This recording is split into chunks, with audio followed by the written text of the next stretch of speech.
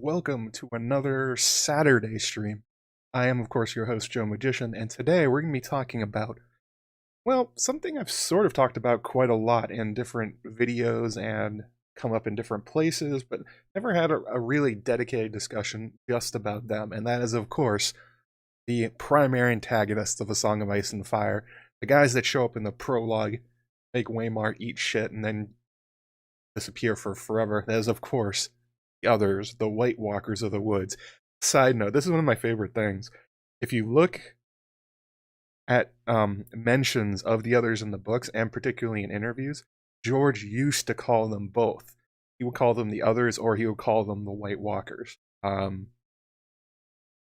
White Walkers of the Woods is a phrase repeated several times early on in the books, particularly by Bran. But then after the show came out, he started to draw a distinction. He's like, no, the White Walkers are a show thing. Others are the book thing. It's like, all right, man, you called them both.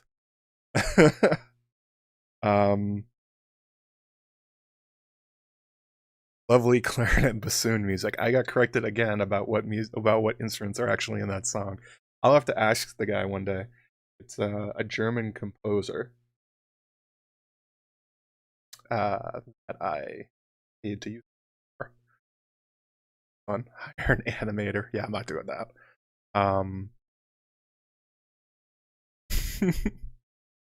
But anyway, yeah, the White Walkers of the Woods, the main antagonists, the hunters, the She, I think what they're called from Irish folklore. Hoping to get that right. I usually say it wrong, but I'm trying this time. I am trying. You know, where did these creatures come from? Because there's really no answer in the books as far as directly answering that. Why are they back now? What are they after? What is the point of what they're doing in the story? Those are, of course, very primary questions to A Song of Ice and Fire. If you ever go back and look at interviews and people asking him Q&As and stuff like that, whenever the topic gets around to that, George tends to clam up and say, you'll find out later. So obviously this is something that will be key to the end of A Song of Ice and Fire itself, and not something that you're supposed to know. So something that is rife with a lot of red herrings, a lot of little different hints, and makes for fun speculation. And that's kind of where we're gonna go today with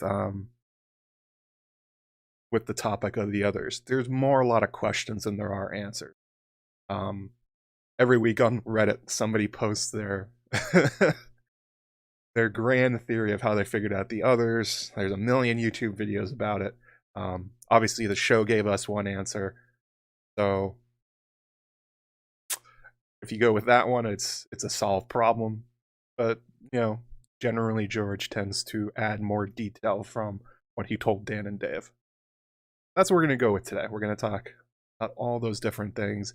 Maybe be a two-parter at some point. There's a lot to talk about with the others.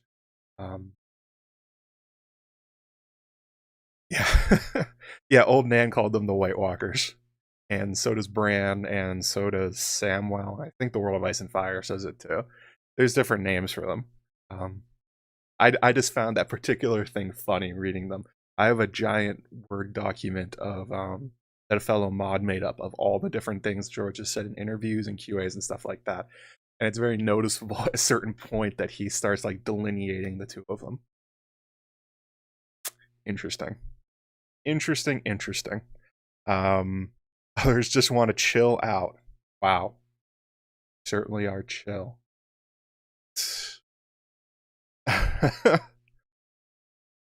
Before we get going, just want to do a few promo things. As per usual, if you enjoy the streams and the content I put out, you can support me here with super chats and stuff like that. A few have come in already from Ramona Zamfir. She sent in 20 pounds earlier. Thank you, Ramona. Sanrixian sent in $10. Thank you for entertaining me. You're very welcome.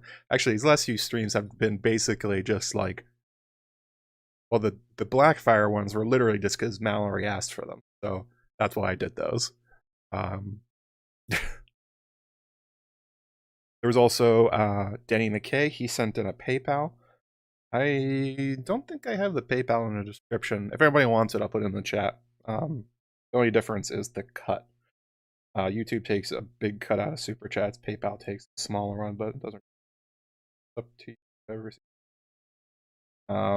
Yeah, Danny McKay sent in $5. Thank you so much, Danny. And Maura Lee, she sent in $50, saying, "Hi Joe, wishing you and everyone in the chat a very happy, healthy, and safe New Year. You are loved, love, and hugs and blessings from Maura." Thank you so much, Maura. Appreciate it. Maura, as usual, the super chat champ, and where she goes. I also want to say thank you to a few new patrons that joined up since the last time I streamed. Maesters Paul H., Shale, Del Pinto, and Ned Johnson. Although I think Ned Johnson's a returning Maester. I think he came back from his journeys to Ashai and all those things. But thank you guys. Appreciate it very much.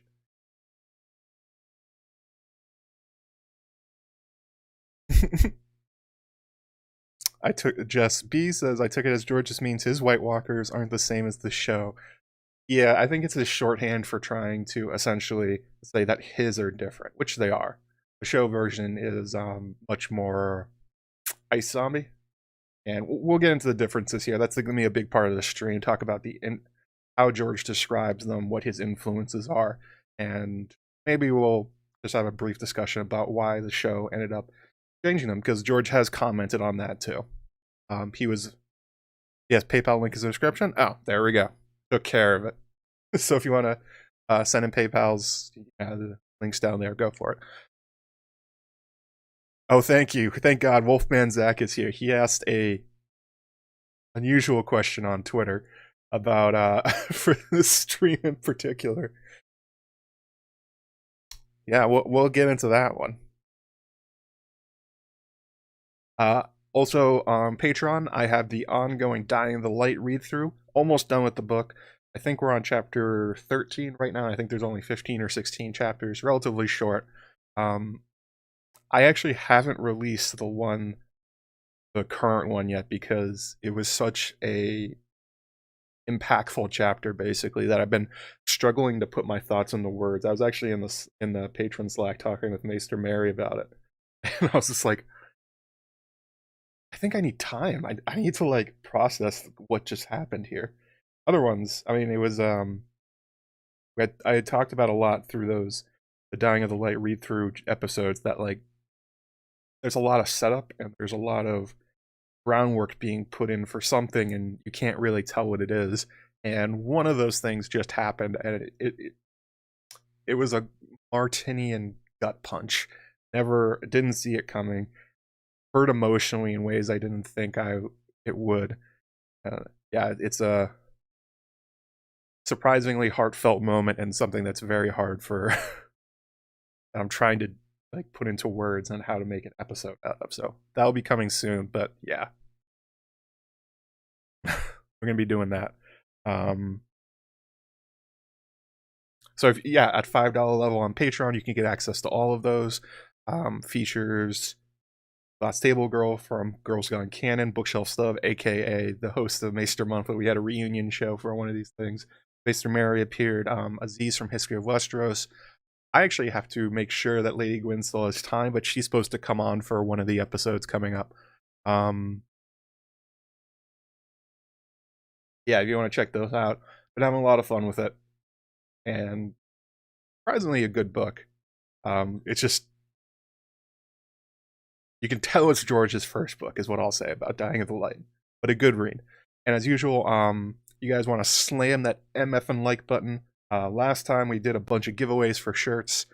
We're just gonna do that again, because I still have a bunch of codes to give away. So let's make it at 150 likes. Oh, I forgot the hat. I'll put on my hat. 150 likes. Slam that like button. But there's 52 right now on the stream. You guys get that up to, let's see here. Let's go by 25s. So at 75 likes, I will give away another shirt in my Threadless shop. Or, well, it's technically a gift certificate, but you can buy whatever you want, but it's enough money to buy yourself a shirt. So yeah, slam the like button, and then give away some more codes for you guys. You guys can go ahead and grab some ass waffle gear, or some magician stuff, or spooky shirt, all that good stuff. Maester Yearly. We've always called Maester Monthly pseudo-monthly. It is just... definition of pseudo changes over time. We've talked about doing another episode, but this was kind of like that. Mostly because I did all the work for it. That's generally what it comes down to. None of us really have time to make more podcasts than we already do. So that's kind of where it goes. But yeah, thanks everyone for the super chats, the new patrons and all that. And everyone just showing up and having a good time this Saturday. We're going to have a good time today. And I've got an opening quote here talking about... That's right, Christina did buy a sweatshirt.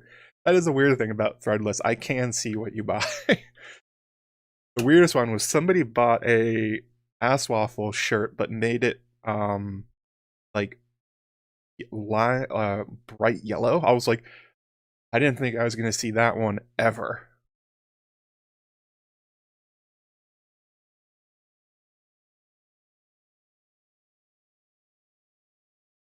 Checking these out.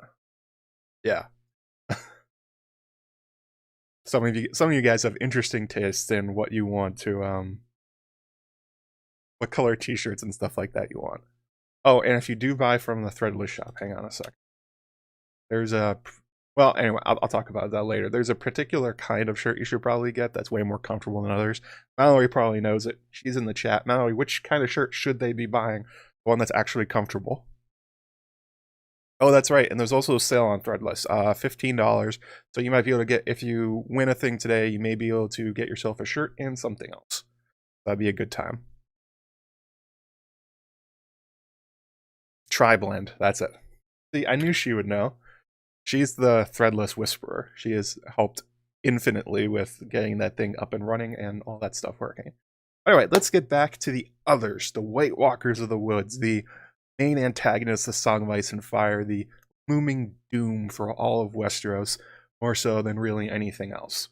I chose a different opening quote because a lot of people tend to use Old Nan's description of them, or they go for Waymar, but I wanted to use Samwell's encounter with, because that's one of the more underrated parts of A Song of Ice and Fire. That, yeah, Samwell Tarly's the only one in the story that has killed another, and it was almost by accident. And how it happens and the descriptions are just fascinating.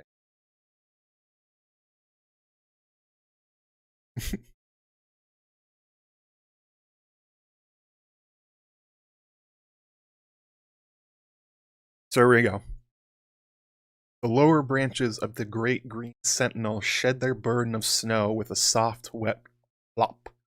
Bren spun, thrusting out his torch. Who goes there? A horse's head emerged from the darkness. Sam felt a moment's relief until he saw the horse. Hoarfrost covered it like a sheen of frozen sweat, and a nest of black entrails dragged from its open belly. On its back was a rider pale as ice. Sam made a whimpery sound deep in his throat. He was so scared he might have pissed himself all over again. But the cold was in him, a cold so savage that his bladder felt frozen solid. The other slid gracefully from the saddle to stand upon the snow. Sword slim it was, and milky white. Its armor rippled and shifted as it moved, and its feet did not break the crust of the new fallen snow. Yeah, George is going real big on the horror there, isn't he? Really wants you to understand that they are supposed to be terrifying. We're going to talk a little bit about the descriptions of them as like the fairy folk or the she from Irish and Irish mythology, but he's demonstrating here that at all points they are terrifying, inhuman, alien almost. Like they are another form of life. They are something outside your understanding. And that's the scariest thing about them. They do represent the unknown. Also necromancers, which is a good thing. They're not just ice demons. They're not just, they're not just elves or anything like that. They've got a lot of combinations of different references and influences going on to make them as terrifying as they are. Super chat here from Josh Barker. Thank you so much for $5. Rickon is armed with 4 dragon glass arrowheads from book 1. It seems significant at the time. Now I think it's a huge Chekhov's gun. Thoughts? Boy, that assumes that Rickon's gonna do something in the story. It's kind of unclear what he's gonna do. The dragon glass daggers, the Night's Watch still have a bunch of them. Sam and I think John brought them back with them. Not really sure what's going to happen there. I mean, Rickon's direwolf is named Shaggy Dog, which, as many have pointed out, in literary terms, a Shaggy Dog story is a story that goes nowhere. That it's a feint, basically. Maybe George is being ironic with that, or maybe it's a nod to the fact that Rickon's not really going anywhere. Kind of unclear. There's not a lot of space for Rickon to come back and do anything at this point. With 2 books left, I doubt he'll get shot with an arrow and that'll be it, but I wouldn't put a lot of hopes for Rickon being a big part of the story.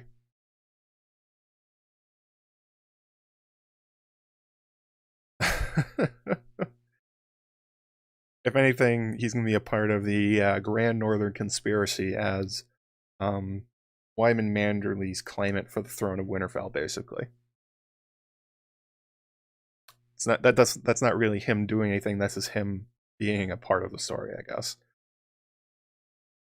Yeah, I would be surprised if Rickon came back and had any kind of like big part of the story. He's on Skagos now. Davos is supposedly going to retrieve him, and that's kind of it.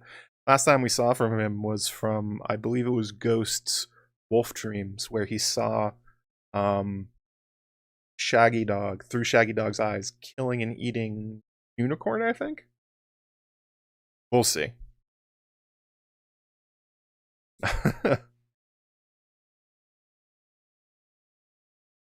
he's too young to be a major character. He's not going to get a POV or anything like that. So if he comes back, he's going to be used as a tool of the other characters in some way.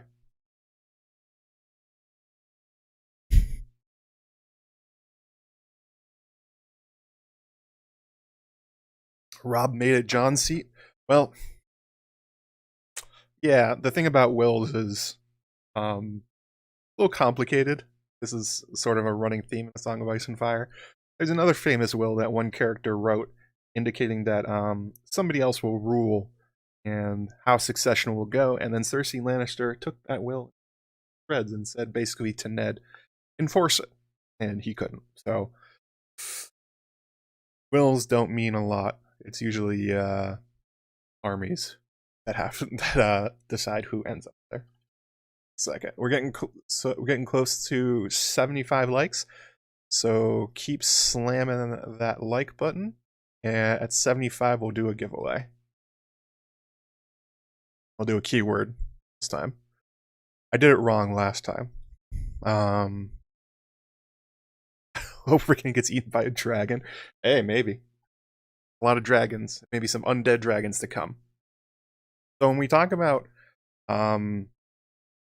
did Learned Hands have a whole episode on wills? I am sure they did, and I'm sure it was great. There's not really a legal system as we understand it. It's much more loyalty based than rule of law or who gets what, basically. Kind of the primary problem between Renly and Stannis.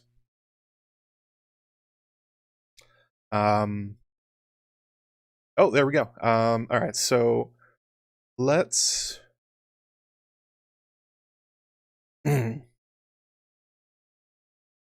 Okay. 75 likes. So if you guys want to win a free t-shirt from my Threadless shop, type the word unicorns into the chat.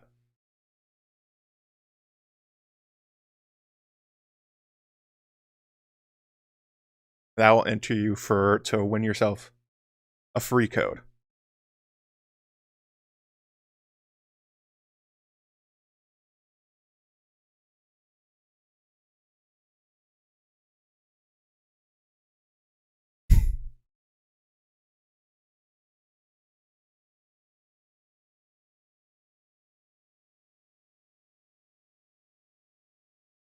So we'll let this run for like a few minutes. This entire chat is unicorns, as Rickon would love. Bless pure Rickon. So one of the we're going to start here with inspirations. Where do the others come from? What is George writing from when he's making them?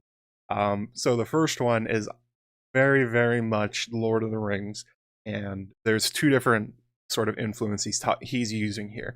The first one is the elves themselves, the elven race, the inhuman beauty of the woods moniker, and there's a few other things that kind of get into it, but the big one, the big reference and the big tell, and not I don't think that many people pick up on it because they don't know it's about the elves in Lord of the Rings, but it's the fact that the White Walkers and the elves share a very particular trait, and that is that they walk on top of snow. They don't sink into it. They're very light or something like that. The quote here, it actually was in the opening quote. Sam noticed that when the other slid off his horse, it stood on top of the snow. It didn't go into it. And there's another quote reinforcing that. That says, "The White Walkers go lightly on the snow," the ranger said. "You'll find no prints to mark their passage."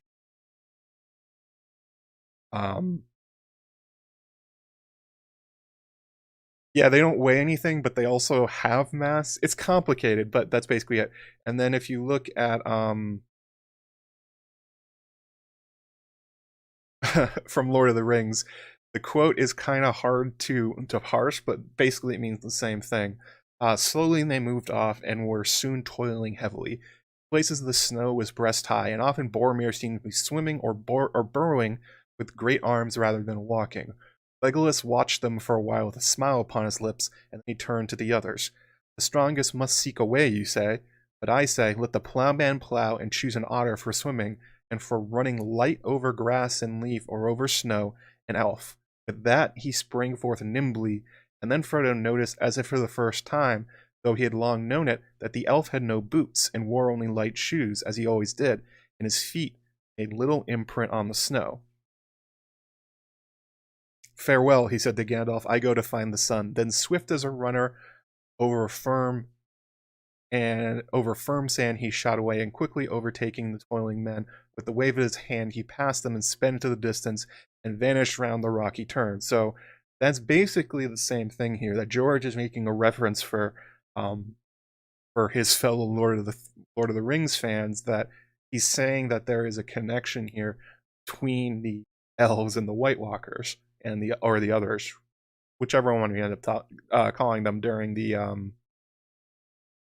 this stream. That it's a very basic thing, but it's a tell that allows you to essentially make this connection for yourself. There are other things, he does this other stuff. All right. If anyone didn't enter and wants to, there's 26 people entered. Type the word unicorns, and then we're going to do a drawing, and I'll give that person a code. And also, I was talking about the idea that they're often called the White Walkers of the Woods. And as we see them in the prologue and in Sam's chapter, the idea that they sort of tend to come from the woods from nowhere, that they can blend into, that their home is the deep forest, basically. That is obviously very much a part of Tolkien's Elf, where they have almost an inhuman ability to sneak up on characters. They basically cannot be seen or heard as they run through the woods. And for the most part, their homes and their cities are buried deep in the woods and often impossible to find. The connection between elves and forests are a deeply ingrained part of their characterization.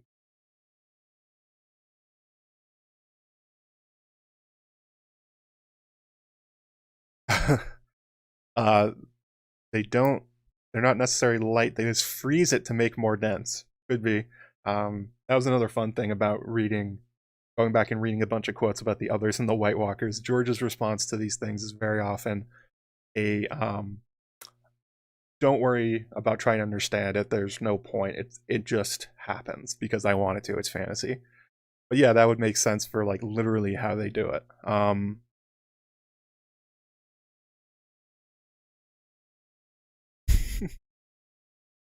Could Legolas have carried the rest of the Fellowship over the pass? Good questions. Nobody really knows. Unclear why Tolkien did that, but George is doing it obviously as a reference between them. Also, their inhuman beauty. We're used to the White Walkers of the TV show, which are frightening and look like old, wrinkled men, some sort of like frozen corpse kind of thing. But the White Walkers of the books essentially look like a bunch of Legolases. They have perfect, beautiful features, long flowing hair. Their armor is dazzling in ice, and basically characters that look at them are kind of intimidated by like, these things look too perfect. And that's more or less the reaction that many characters in Lord of the Rings have to the elves. They're just like, you are perfect. How did this happen? All right, let's go ahead and roll, see who gets it. Carolina Blues. There you go. So congratulations. If you just want to DM me on Twitter, or you can send a message through Patreon or at my email, AskJoeMagician@gmail.com, and I'll send you back a code. You can go pick up some threadless stuff. Links in the description of the stream if you want to go check it out yourself. Keep slamming that like button. Actually going to do another one and 9 more likes. So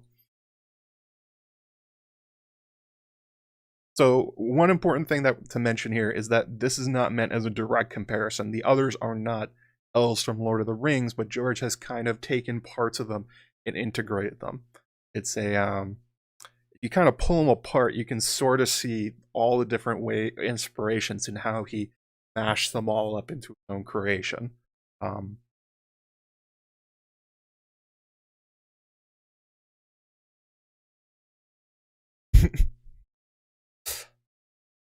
Obviously, the other characters from Lord of the Rings that are very similar to the others is the Nazgul, the Ringwraiths as they're called, the servants of Sauron.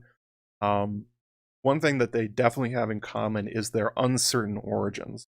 When you're talking about the Nazgul, I'm pretty sure you only know the names of a few of them, of the 9 Nazgul as they exist, because they are so old and basically immortal that their identities have been lost to time. And it's not hard to see the comparison here between the White Walkers of the others, since they are seemingly immortal themselves. They appear to be magical beings serving something greater than themselves. And the sort of there's a strangeness to them that they share at the Nazgul, and the way that when characters see them, the horror they experience is basically identical. Yeah, they're both based on the Sidhe from Irish folklore. We're going to get to that one after this, but yeah, that's definitely a big part of it. And this is sort of an underrated part of the Ringwraiths themselves, as well as Sauron. They have the ability to create what Tolkien called fell winters or long nights. When most people think of Sauron because of the volcano imagery and the great flaming eye, they think of him as a character of fire. Fire and blood and battle and all those things, but he's also a character of ice and winter. He does have the ability to create giant ice storms in winters and extend them somehow. Various times throughout the history of the Lord of the Rings, he would create these fell winters and he would send them ahead of his armies, or essentially to weaken the forces of humanity and elves and dwarves and stuff like that, intending for these incredibly long and harsh winters to kill a bunch of people or to wear them down, so that his orcs and the Ringwraiths could later essentially show up. The chief of the Nazgul, known as God, am I forgetting his name? The Witch King of Angmar. That's actually a false name. He took up the name of a northern warlord posing as a wizard, and nobody as like a warrior wizard essentially, and he pretended to be what looks like a Stark of Winterfell. Um, yes, the northern kingdom of Angmar he made up, and they invaded from the north using winter, and that was one of the ways that he disguised this attack, and nobody knew he was a servant of Sauron because people normally thought of Sauron and the forces of evil again as a force of fire. It kind of came out of nowhere. Yes, the Witch King is special. He's very strange. There's actually a video in the future in my head about the comparisons between the Witch King and Robb Stark. That'll be in, yeah, Kumul the Easterling is another one, could call the Amoan, but a big part of them is that their history is shrouded in the past. That they may not even know their names anymore. It's been so long. And that's kind of a similar thing here. So I forgot to mention this, that the Nazgul themselves prefer to move in darkness, and that they really don't like being in light. That's why when they travel around, not only to disguise their identity, but they wear those big cloaks. And Sauron has a habit of sending like clouds ahead of them and storms. Particularly the Battle of Pelennor Fields, he sent out giant clouds from Mordor in order to allow his forces to move in darkness, which is what they prefer. Which is a similar thing to the White Walkers, of course. The long night, the idea that they can create cold in winter, that's their preferred environment. Like, those things are very, very similar. Oh, thank you, Carolina Blues. I'll make sure after the stream I'll hit you up with a code so you can go buy some stuff. Only one more like, and we'll do another one.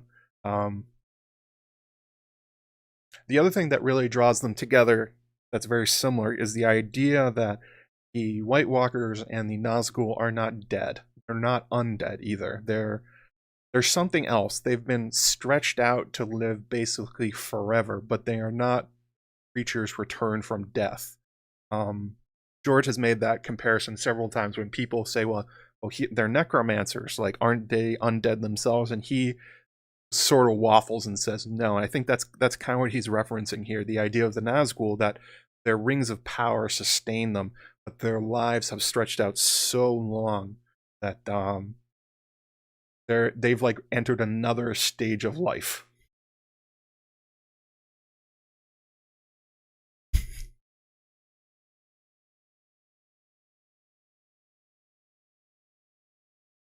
Oh, all right. Let's do another one.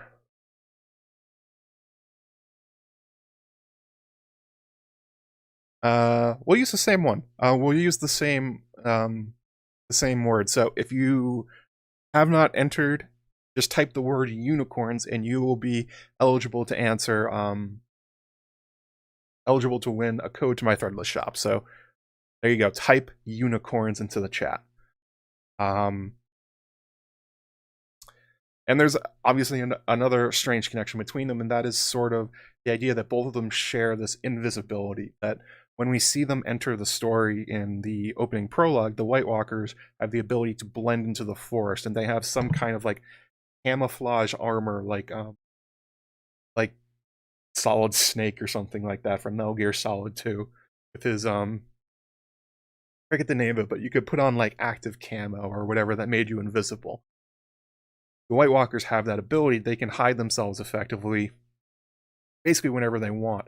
And the Nazgul have sort of the same ability as a condition, as a side effect of their condition of their extended big long life thing, that they have effectively faded from life. You cannot see them.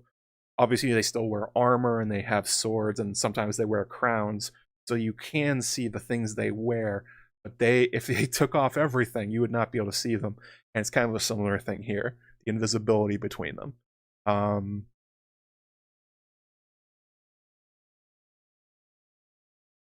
Let's see here. Just love my chat spamming unicorns. Anybody coming in late isn't going to know why I'm asking everybody to spam unicorns, but there's a reason.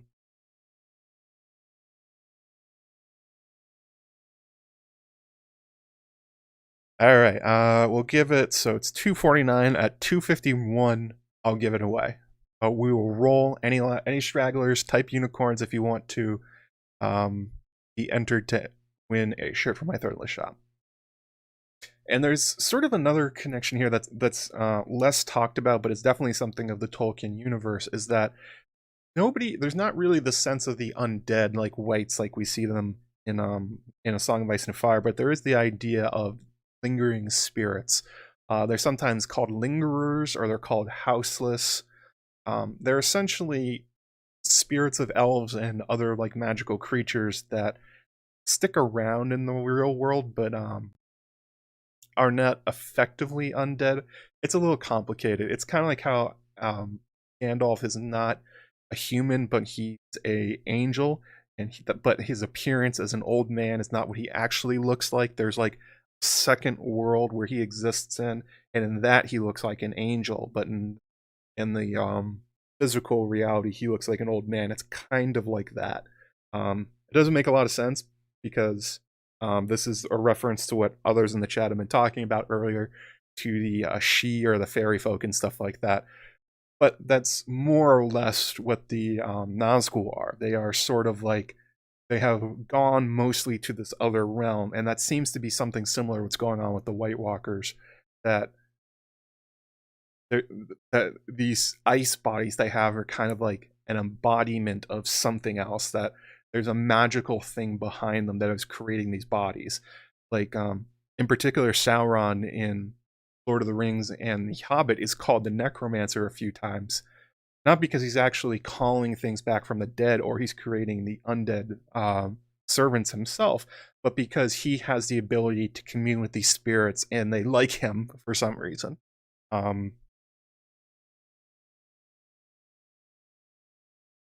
So that's kind of, I think that's sort of I think this is why George struggles to explain them, because it is hard to understand.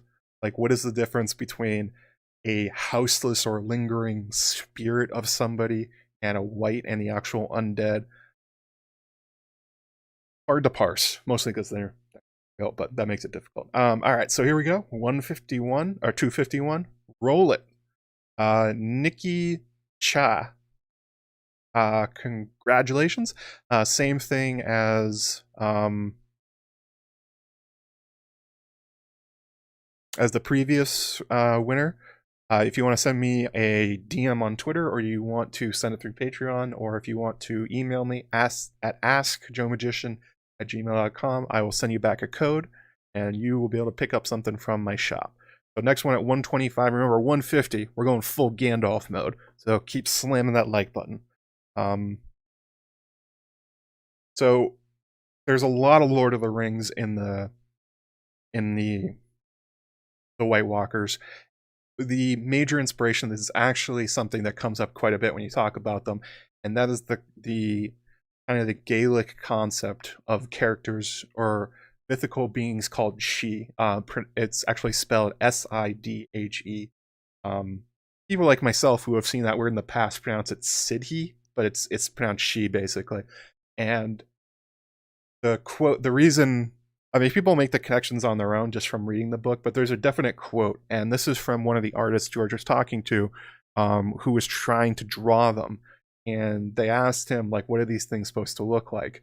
And in response, George said, the others are not dead. They are strange, beautiful. Think, oh, the Shi made of ice, something like that. A different sort of life, inhuman, elegant, and dangerous. And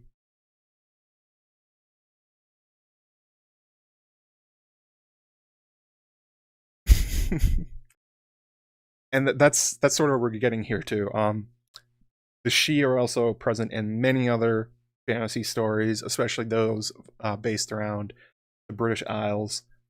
Lord of the Rings definitely is inspired by them. The concept of the other world and sort of the elves themselves are drawn from them in particular. Memory, Sorrow, and Thorn literally has just a race called the Shi in it. The series by Tad Williams, which is a funny thing because every once in a while, some people accuse George of plagiarizing Memory, Sorrow, Thorn, and Tad Williams for having another race that's very similar to the Shi in his story. And Tad always comes back and says, no, he's not plagiarizing me.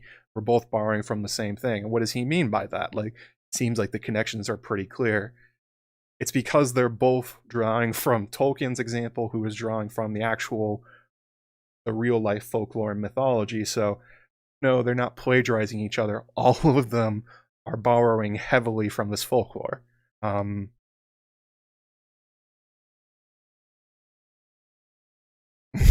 Pronunciation isn't my strong suit. I took pains when I was doing this to make sure I would pronounce it correctly. At least that one word. There's a whole other like bunch of names for these things that I would get completely wrong if I try to pronounce it. But if you want to know why it's pronounced that way, there's actually another. This is the thing that made it click in my head. There's a female version of the Shi, which are sort of like sometimes a little evil, can be evil. They're often portrayed that way, and you know them from traditional fantasy, especially if you've played like World of Warcraft or Warcraft 3. Tons of different, even Total War Warhammer, that kind of stuff. They all have characters by this name, and you know it, and it's called Banshee. A Banshee is a female version of a Shi, an evil version. So if you wanted to actually like spell it out, it would be BAN apostrophe SIDHE, but it's pronounced Banshee. So that's how you can get it if you don't. The otherworldly folk. Yeah, sometimes Sithi is what they're called in Memory, Sorrow, and Thorn, but it's the same thing. Sithi is how you would pronounce it phonetically, basically. I think that was Tad Williams's take on it. They all tried to make a take on it. It's never exactly them. It's always something different. So they're often called the fairy folk, the people of the mounds, the proud people, proud angels, the highborn, the noble. How they are portrayed in different folklore and different stories is very much down to how the story is being used, I guess. Yeah, I'm not going to pronounce that one, Christina. That's the one I looked at and I said, that's not happening. I'm not going to try and pronounce that.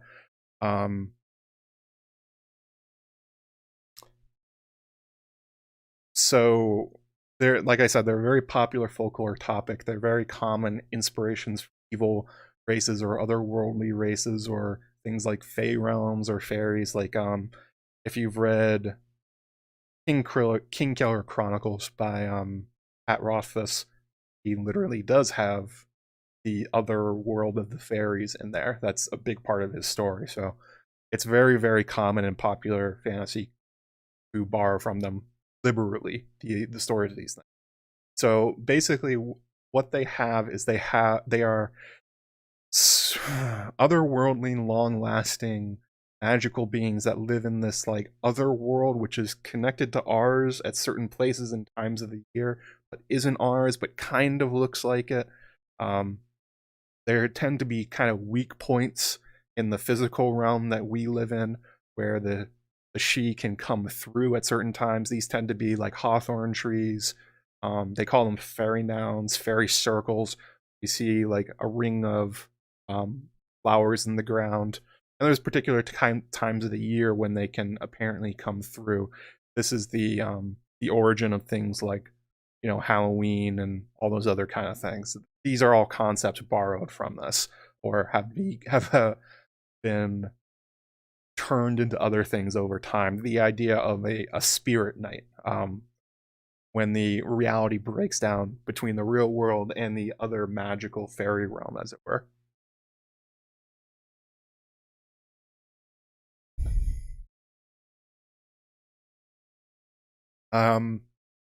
Oh, thank you for the super sticker, Michael James, $3. Fist bump for you, buddy. So Aaron in the chat and a few other people have noted that one of the main differences between the Shi and popular culture and mythology and all this and Irish mythology is that the others are just evil. They are just evil undead necromancers seeking to wipe out the world, and that's not what the folklore versions of them are. Depending on who's talking about them, and again, the stories being told, that sometimes they are sort of like particularly good or angelic, or other times they are just kind of presented as tricksters, or maybe a little bit vengeful for slights done to them. And then other times they are just straight up evil. There are evil versions of them. But the overriding idea behind them is that they rarely do things without cause. There's generally ways you can piss them off. Like if you intrude on their realm, like if you go into their trees or their mounds or something like that. Or if you commit some kind of sin, the she will come and get you or something like that. You also, there's a practice that's still alive in some parts of the world where people leave out offerings for them. They'll make food for them and they'll leave it out.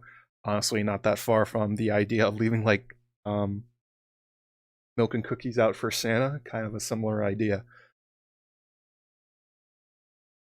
They required sacrifices. But knowing how ancient cultures used to go and religions, probably sometimes there were sacrifices. That's sort of how it went. So they're not strictly evil, but they're not good either. They are capricious. They are changeable. What you do can have effect on them, and they will react to it from their other world. And you know, again, like the Nazgul, like the elves, like the others, they are long-lived, basically live forever. They're sometimes like ethereal or spirits. They can do magical things if they feel like it. Your life, the basic idea behind them is that your life is at the whims of the she, so you have to act right so they don't come and get you. This is sort of like the idea of the old gods in Westeros, where there's a set of things you have to do to make them happy, or else bad things will happen to you. But you can please them too, so it goes both ways. Yes, that's right, Jess. Everybody has folklore about elves and fairies who would take your children. You don't leave them food, a goat, or bread, or whatever. Yep, very common belief. But in particular, this version of them is one that influenced, Memory, Sorrow, and Thorn, Tolkien, and especially George R. R. Martin.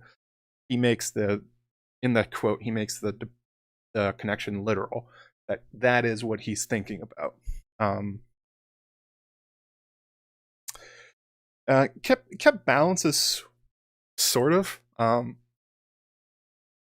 Generally depicted that humans were you did not want to interact with them, and there's even like stories to the current times where people that are particularly superstitious will oppose like building of roads and buildings in particular places because in their culture and in like generational knowledge, they know, well, that's a fairy mound, or that's a place where they live. You don't want to piss off the she, like a very superstitious way. So it's not dead and gone, but it's far less impactful than it used to be, but still lingering aspects of our real culture.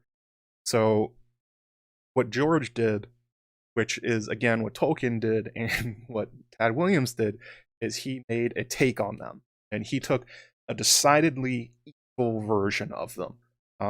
That White Walkers are the super angry, out for blood, looking to kill people, looking to punish versions of the she, in a sense. Like that's a major part of their inspiration. He talks about this a lot when people ask him about like, where'd you come up with these things? Like, how are we supposed to understand them? That's more or less what he says. Like, I thought of a bunch of different things I like and I morphed them into my own thing.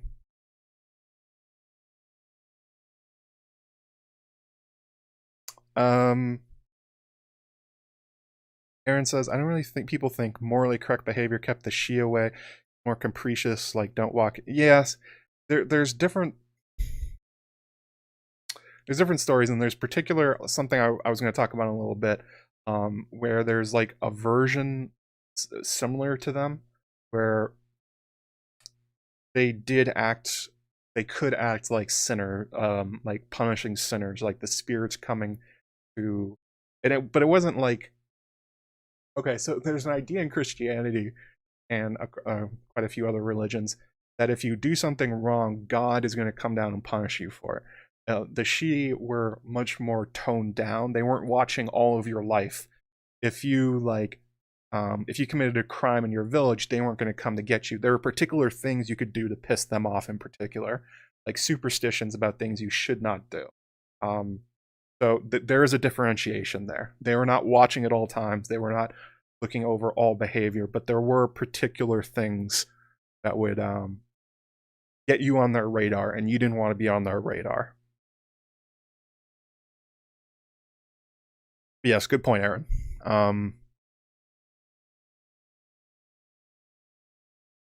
Some of them would obviously just be straight superstition, but some had some sort of moral connotations to it. In particular, the idea we're going to talk about a little bit, like kind of like the Wild Hunt and things like that. I think a good example is probably A Midsummer's Night Dream, the play by Shakespeare. That is a rather accurate depiction of how, in popular culture, people understood how fairies would interact with people. You know, Oberon and Titania and Puck, how they messed with people. Even though that's set in Athens and not obviously England or Ireland, but that's more or less what we're getting at. And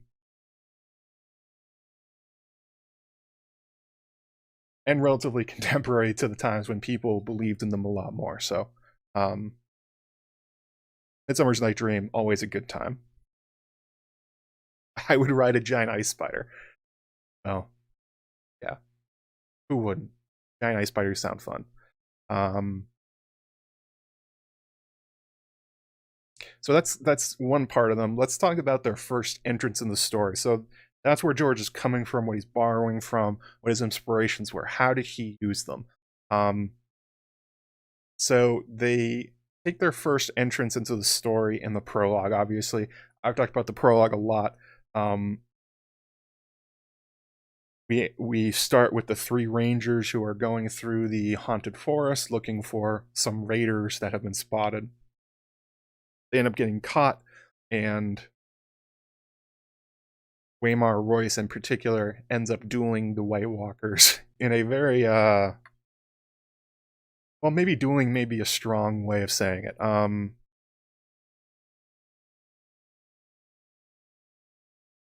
So there it is. I'm not going to read the whole thing. But here is Will seeing the White Walkers for the first time. This is their entrance into the story. George wanted us to know this at the start of A Song of Ice and Fire because it's important to understand them, their intentions, and what the hell they're doing. Quote goes, Will saw movement from the corner of his eye, pale shapes gliding through the wood, turned his head, glimpsed a white shadow in the darkness, then it was gone. Branches stirred gently in the wind, scratching at one another with wooden fingers. By the way, this was all very indicative of kind of like how people would understand elves even in Lord of the Rings, and how the Shi would be portrayed, that couldn't see them but they were there. Will opened his mouth to call down a warning, but the words seemed to freeze in his throat. Perhaps he was wrong. Perhaps it had only been a bird, a reflection on the snow, some trick of the moonlight. What had he seen, after all? Will, where are you? Sir Waymar called up. Can you see anything? He was turning in a slow circle, suddenly wary, his sword in hand. He must have felt them as Will felt them. There was nothing to see. Answer me! Why is it so cold? It was cold. Shivering, Will clung more tightly to his perch, his face pressed hard against the trunk of the sentinel, and he could feel the sweet, sticky sap on his cheek. A shadow emerged from the dark of the wood. It stood in front of Royce. Tall it was, and gaunt and hard as old bones, with flesh pale as milk. Its armor seemed to change color as it moved. Here was white as new-fallen snow, then black as shadow, everywhere dappled with the gray-green of the trees. The patterns ran like moonlight on water with every step it took. Will heard the breath go out of Sir Waymar in a long hiss. Come no farther, the lordling warned. His voice cracked like a boy's. Threw his long sable cloak over his shoulders to free his arms for battle. He took his sword in both hands. Wind had stopped. It was very cold. The other slid forward on silent feet. In its hand was a long sword like none Will had ever seen. No human metal had gone into the forging of that blade. It was alive with moonlight, translucent, a shard of crystal, so thin it seemed to vanish when seen edge on.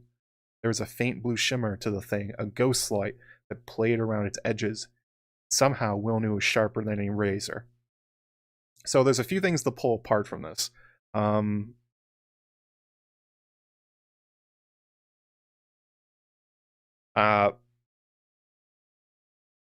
What George wants you to know about them, what characterizations being put onto them. I mean, if you want to watch all my stuff about like what I think in particular about this scene and why they're doing Waymar, you can look up the Killing of the Ranger video. I'll probably put that in the description, and it will be at the end of the stream if you're watching this on replay. But we're seeing certain things about the White Walkers as they show up. They are wearing armor, so they wear clothes. They wear human clothes. Not only clothes, they wear something to protect them. Wearing armor is a distinctly human thing to do. They also have swords. Weapons are common in near humans and fantasy races, but not all of them use both. Like when we see the Children of the Forest, they don't wear armor at all. They just use obsidian. So what you're being told here is that these are not just forces of nature, that these are near humans, basically. That you're supposed to understand that even though they are inhuman, even though they are otherworldly, they decidedly have human characteristics. Again, this is kind of like the Nazgul, the elves, that kind of thing. Close, but not quite. There's connections between them. They also have their weird icy camouflage armor, and they have their ice swords that dance with ghost light that are sharper than any edge, and as we see later in the prologue, can break swords. So it's not just that they're humans, but they're better than humans. Like, every Night's Watch Ranger wants to be able to do what the others can do here, where they can appear and disappear into the woods at will. Their armor doesn't just protect them, it makes them invisible. They have swords that don't get cold, that don't shatter, that can beat anything else. It's almost like you can think of them as a Night's Watch Ranger's wet dream. This is what they would like to be like. This is the dream.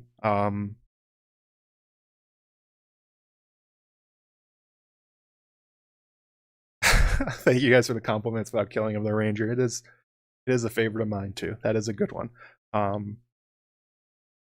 You know, they have long hair, they have beautiful features, so elves are definitely being referenced here.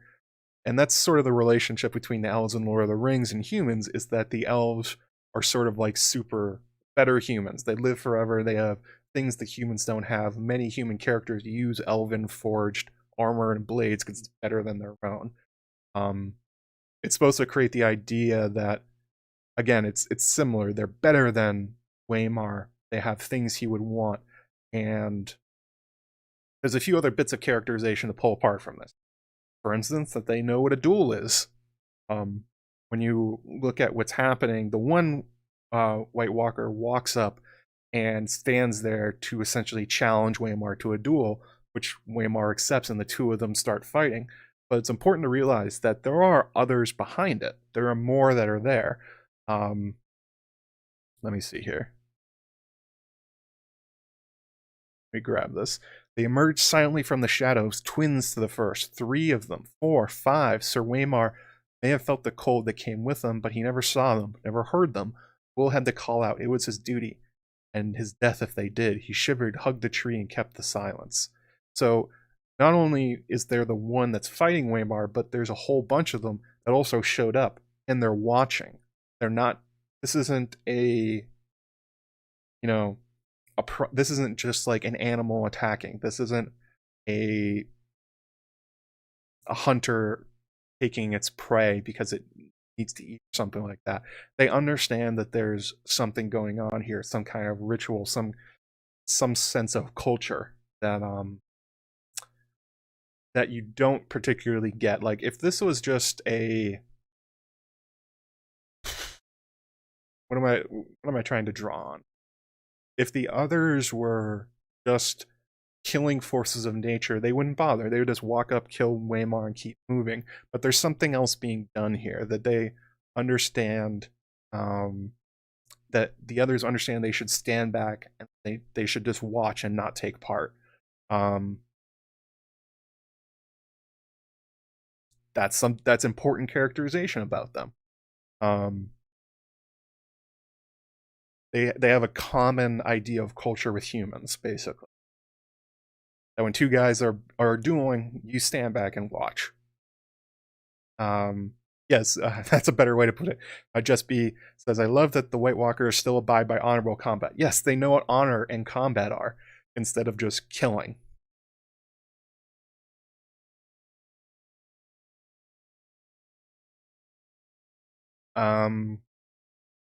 They also laugh at the end of it. After Waymar's sword breaks, grab this quote.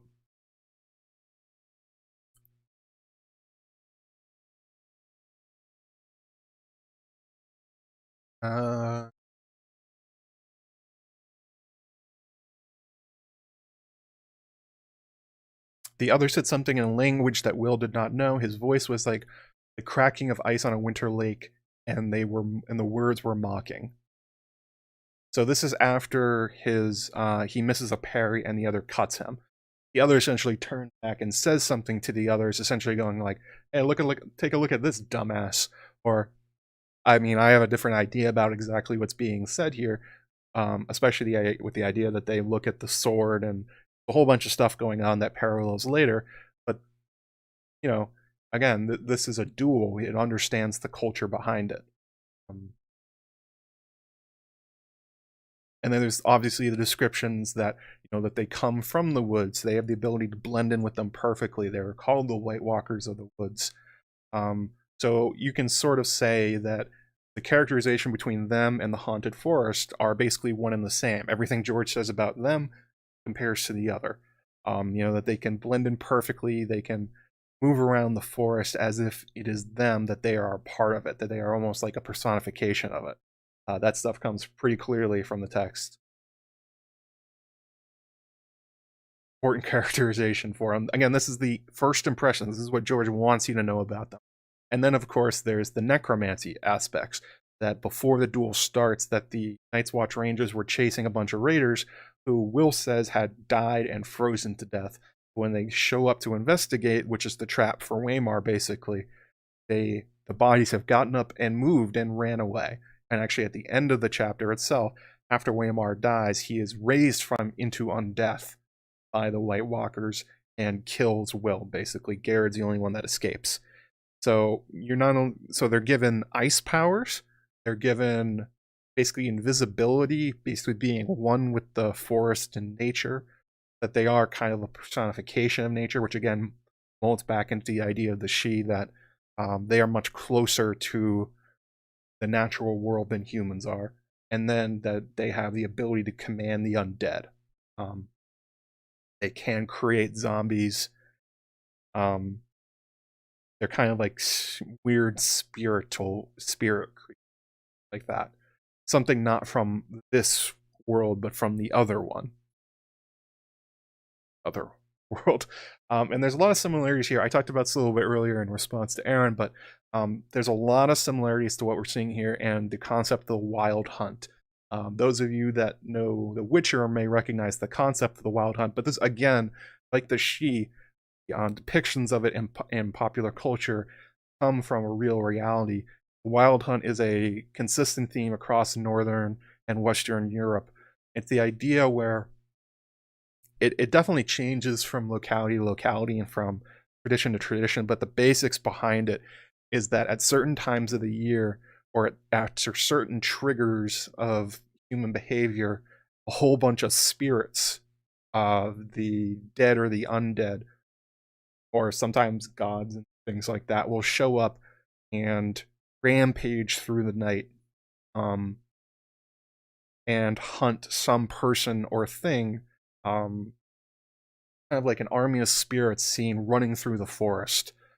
Sometimes fairies, again, sometimes the undead dogs are very common. And they are targeting someone, or usually somebody that has done something amiss. Like one example is if you hunt on a day where you're not supposed to, the hunters of the wild hunt will come and punish you. Oftentimes it is like, Hang on, did we just hit 125? I think I have to give away another shirt. But there's usually some offense, and the wild hunt is largely shown to be a response to that there was some sort of sin committed, whatever that is in particular. It changes wildly. Sometimes it's Odin leading it. Sometimes, I think in like British or English culture, they're like King Arthur sometimes would lead the wild hunt. It changes quite a bit. But what's the important part here for what George is drawing on is the idea that these are hunters, that the others are, it's an inversion of what we're seeing from the Rangers at first. It's that they're hunting the Raiders, and they're hunting in the White Walkers' territory, the haunted forest, and so the hunters have become the hunted, that they are coming to essentially punish them for trespassing on their lands and hunting where they're not supposed to, which sets up an interesting dichotomy between the Rangers and the others themselves, that the others may have a feeling of territoriality of the land beyond the wall, that the haunted forest, the lands of always winter, are theirs, and that the Rangers keep going through it and messing with their plans is something they are not happy with. And that they, as kind of like an icy spirit wild hunts thing, have showed up here to punish Waymar and Will and Garrett for trespassing. Yeah, that's right, Guilty Undertaker. Ghost Riders in the Sky is an American version of the Wild Hunt. Kind of a fascinating concept. It's one of those things that appears to have several origins that like interweave with each other. But very similar. Like people, if you're familiar with the concept of it, seeing the others show up in this way, going after Waymar, is very similar to those traditions. So that's another bit of characterization for you. I don't believe the Sidhe themselves took part, but who knows? It's a very scattered thing.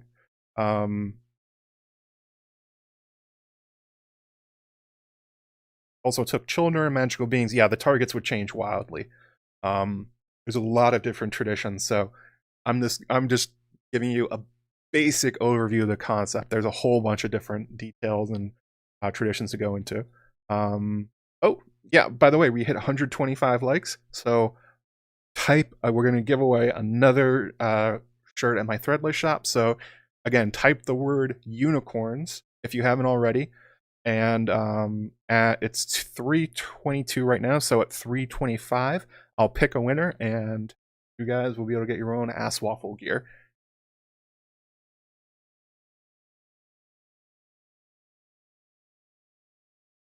You too can be the proud owner of a light blue fuzzy blue as ass waffles. You too can be that person.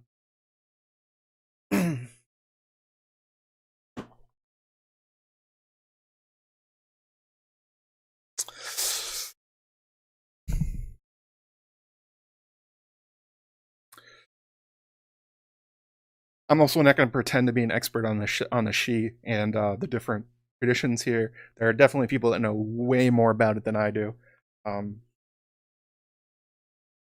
The important part is the references being made and that you're supposed to connect them in this way.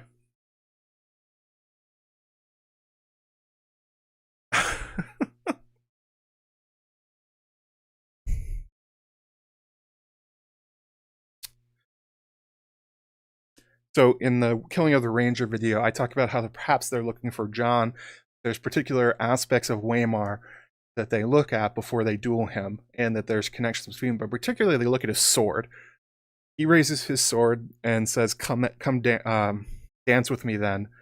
And before the other moves, it stops and essentially just eye checks it and looks at his sword and then decides it's okay to duel. Which again gives us signs of their intelligence, that they know that there are things that are dangerous to them. They know that there are things that could kill them that are out there. They are not mindless golems of ice. They are not just a force of nature. They can think, they can recognize, and possibly they remember that, hey, Yeah. Obsidian can kill us, perhaps. Valyrian steel can. Maybe they're looking for a flaming sword, that kind of thing.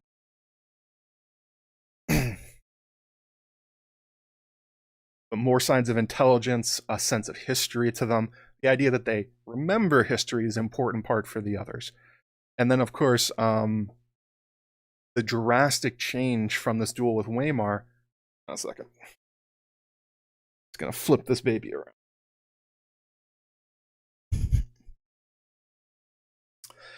His duel with Sam that we talked about at the beginning, that all of that is dropped. All that behavior is gone. The White Walker that shows up for Sam and Small Paul and Gren is not looking to duel them. It is not looking for... There's not a whole bunch of them waiting behind him. It just shows up, and its intention is apparently to just kill them. It's maybe looking for stragglers, or it's looking for someone in particular.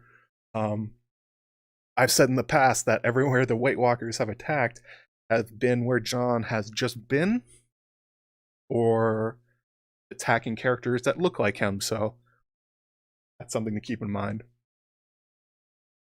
We also get the depiction of the White Walkers that don't walk on snow. George drops that detail quite prominently, and then reinforces it later. We also learn that they are killed by obsidian, so they have weaknesses, but in a lot of ways they're really no different from, like, mentally. Mentally, they're not much different from Waymar or Samwell Tarly or Jon Snow. That inside their heads there is a human-like consciousness that understands culture and that has a sense of history. Outside's very different. It's almost like a cyborg meeting a regular human. And actually, George got a question about that once. Somebody said to him, let's see here, a question came to him, what if we assume that White Walkers are cybernetic organisms, cyborgs like the Terminator T-1000? Martin responds, well, you can suppose whatever you want, but I don't think so. So it's not incorrect to understand that these are maybe related to humans in some major way.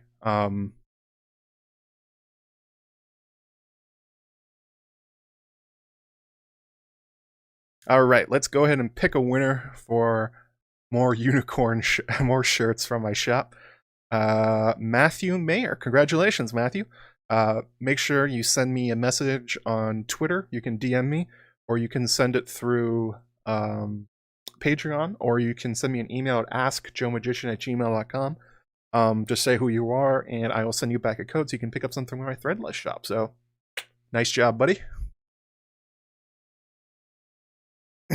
Yes, they know. That's right, Joss. They know about Dragonglass. They probably know about Valyrian Steel. They may remember Lightbringer. They may probably remember how they were defeated last time. Important characterization for them. They are not just aspects of evil, basically. They have...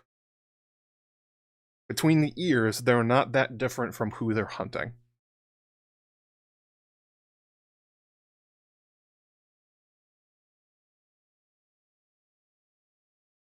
There's for sure some amount of Lovecraft in the others, because there's Lovecraft everywhere in A Song of Ice.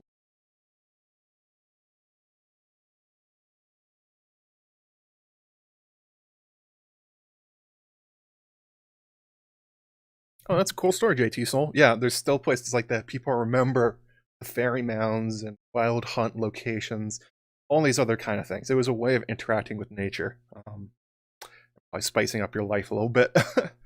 So what we want to talk about next is sort of the myths and legends of the White Walkers, because that's what we know about them. Those are how they have showed up on the page. We're not really going to talk about the show too much. They get a lot more screen time in the show, especially towards season 6, 7, and 8, when they literally show up on the page, on the screen a lot more. It's basically just been these 2 times they have showed up.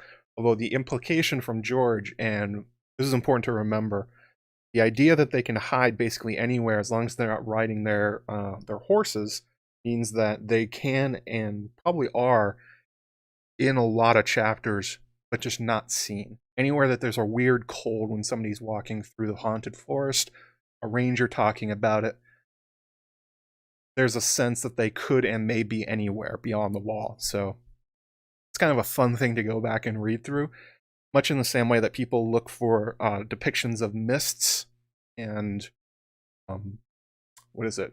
Wind through leaves for when the green seers and in particular Bran is watching.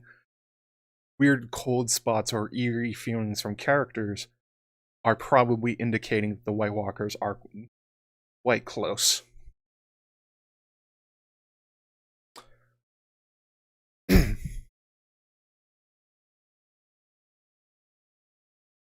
George gave an interview with Neil deGrasse Tyson about the White Walkers. Oh, I gotta watch that one then.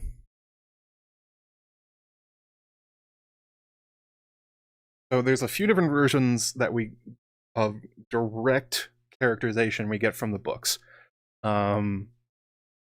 So there's Old Nan's version, which is, well, I'm just gonna go ahead and read parts of it. Kind of long. Let's see here. Oh, my sweet summer child, Old Nan said quietly. What do you know of fear?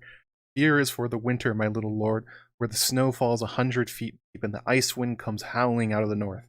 Fear is for the long night, when the sun hides its face for years at a time.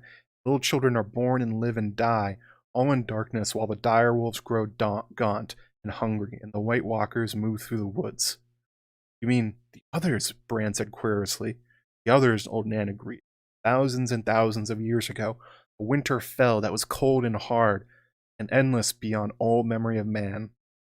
There came a night that lasted a generation. Kings shivered and died in their castles, even as the swineherds in their hovels. Women smothered their children rather than see them starve, and cried, felt their tears freeze upon their cheeks. Her voice and her needles fell silent, and she glanced up at Bran, pale, flimsy eyes, and asked, So, child, this is the sort of story you like? Well, Bran said reluctantly. Yes, only... Old Nan nodded. In that darkness, the others came for the first time, she said as her needles went click, click, click. Spiders. Clicking ice spiders. Oh my god. They were cold things, dead things that hated iron and fire and the touch of the sun. Every creature with hot blood in its veins. They swept over holdfasts and cities and kingdoms, felled heroes and armies by the score, riding their pale dead horses and leading hosts of the slain. Wild hunt! All the swords of men could not stay their advance, and even maidens and suckling babes found no pity in them. They hunted maids through the frozen forests and fed their dead servants on the flesh of human children. Now these were the days before the Andals came, and long before the women fled across the narrow sea from the cities of Roin. And the 100 kingdoms of those times were the kingdoms of the first men, who had taken these lands from the children of the forest. Yet here and there in the fastness of the woods, the children still lived in their wooden cities and hollow hills. The faces in the trees kept watch. Though as cold in death filled the earth, the last hero determined to seek out the children in the hopes that their ancient magic could win back what the armies of men had lost. He set out into the dead lands with a sword, a horse, and a dog, a dozen companions. For years he searched until he despaired ever finding the children of the forest in their secret cities. One by one his friends died, and his horse, and finally even his dog, and his sword froze so hard that the blade snapped when he tried to use it. The others smelled the hot blood in him, came silent on his trail, stalking him with packs of pale white spiders, big as hounds. And of course, he gets interrupted there. So there's a few things to draw out of Old Nan's story here. That there's probably quite a bit that is embellished. That particularly descriptions of their deeds and probably the length and severity of the long night. If you read Dying of the Light like I have, George has a similar story set up with the history of one of the planets in that story called High Kavalar, where there's a description of humans being hunted from the planet and that they had to hide from the creatures, and a whole bunch of mythological stuff happened. And then, of course, the payoff for that is that because it's a sci-fi world, one of the characters goes and reads the real histories from the surviving planets and realized that essentially the stories and legends that they knew were vastly dramatized versions of real events, where the creatures that were hunting them weren't actually demons, but they were an actual like alien race that had used slave races to attack them. And that, like for instance, their gargoyles that adorn their holdfasts, because they had descended into a medieval world after being wiped out, basically, were just what the slave races looked like when they were attacking. Um, which I'm not. I'm gonna make a preface here. I'm not saying Song of Ice and Fire is sci-fi, no, but George very much has a tendency of having the real version in his brain of what happened in some historical thing in his stories, and then the dramatic, exciting one that he has his characters tell. That's kind of what Old Nan is doing here. I don't think she claims to be telling the whole truth, but there are parts here that are definitely true. So, for instance, that the others come with a long night and they show up with cold and darkness. That's exactly what we see from Waymar's encounter. That they have the ability to control the cold. They have undead servants that attack. They hunt essentially creatures that have hot blood. That's again what we see happen. Although it's unclear if that's how they find people. That'd be kind of weird if they had like heat seeking ideas inside of them.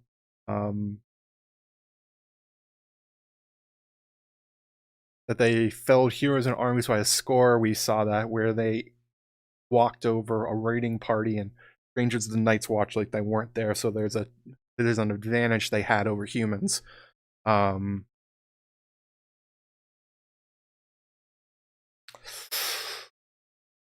the swords and men could not stay their advance. Again, we saw that in the opening chapter, that they have the ability to break iron and steel when they attack them. So true. That's also true. Riding their pale dead horses in Sam's chapter. Yes, they do ride dead horses. They hunted maids through the frozen forest. Well, not probably maids too, but definitely frozen forest. That's their domain. That's where they attack from.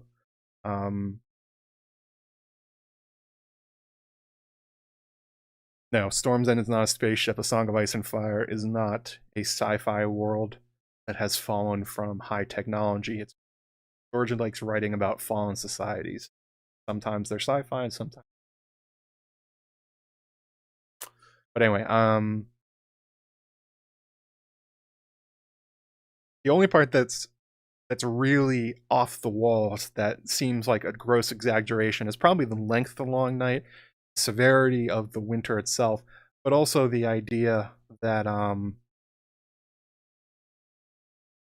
what's the part I was gonna say? How it ended, it's probably very much probably not how it went. And also the ice spiders. I dropped that's in the thumbnail of this video. It's actually in the title too. What the fuck are ice spiders? Why we haven't seen these things? We've seen everything else. Why is George continually referencing ice spiders when they're conspicuously not in the story? We have seen them attack. We have seen their minions. No undead giant spiders. So what the hell's going on with this? Obviously the Twitter account, as the Ice Spiders Twitter account, I'm sure would love to know this answer too. So, what's going on here? What's going on with ice spiders? So I think there's a few things that's going on here. For one thing, as I talked about, there's a large connection between, in particular, the forces of Sauron and Nazgul and the White Walkers themselves. And an underrated part of Sauron is that he actually had, and also Morgoth, is that they had alliances at certain points, or at least related to the giant spiders of that story. There's the giant spider Ungoliant, I think, which attacked the great trees. This is a really deep cut of Lord of the Rings lore.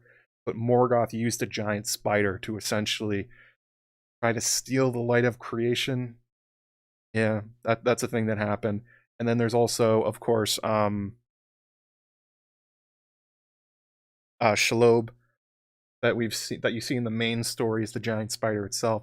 Giant spiders are a race from Lord of the Rings, but not, like one that's almost gone. Basically, there's like a giant spider left when there used to be a lot more. Oh, thank you for the super chat, Karina Strick. 4 New Zealand dollars, perhaps. Anyway, I appreciate it. Thanks for the sticker. So the idea that George is putting these two things side by side makes a lot of sense. That the that's one of the key parts of Tolkien lore, that the two evil sides are spiders and then like Sauron and Morgoth. But Ungoliant, thank you. I hoped I had gotten that one right. Yeah, there's giant spiders in Mirkwood, but they have largely fallen off. Kind of like giants and all that other stuff in A Song of Ice and Fire. But George kind of answers this a little bit later in the in A Song of Ice and Fire. What are the ice spiders? What are they talking about? And it actually comes from all places, a dream from Jon Snow. I've talked about this dream quite a lot in different ideas, but one line in particular is kind of fascinating.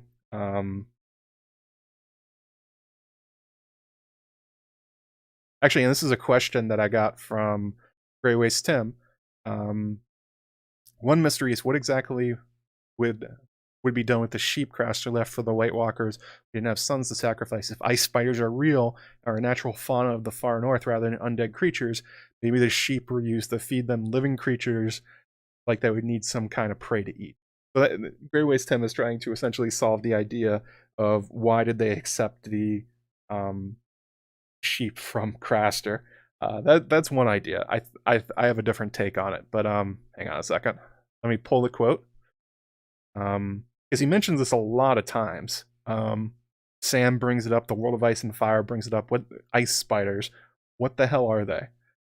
So here's the quote from John's fever dream. It says, "They are all gone. They have abandoned me. Burning shafts hissed upwards, trailing tongues of fire. Scarecrow brothers tumbled down, black cloaks ablaze. Snow," an eagle cried, as foemen scuttled up the ice like spiders. John was armored in black ice, but his blade burned red in his fist. As the dead man reached the top of the wall, he sent them down to die again. He slew a graybeard and a beardless boy, a giant, a gaunt man with filed teeth, a girl with thick red hair. Too late, he recognized Ygritte. She was gone as quick as she appeared. So George is essentially perhaps solving for us here, why do they say that ice spiders are commanded by the others when they don't have any? And this may just be John's imagination, but it seems probable that the ice spiders are essentially the weird ways that the whites can move because they are being forced to by the others.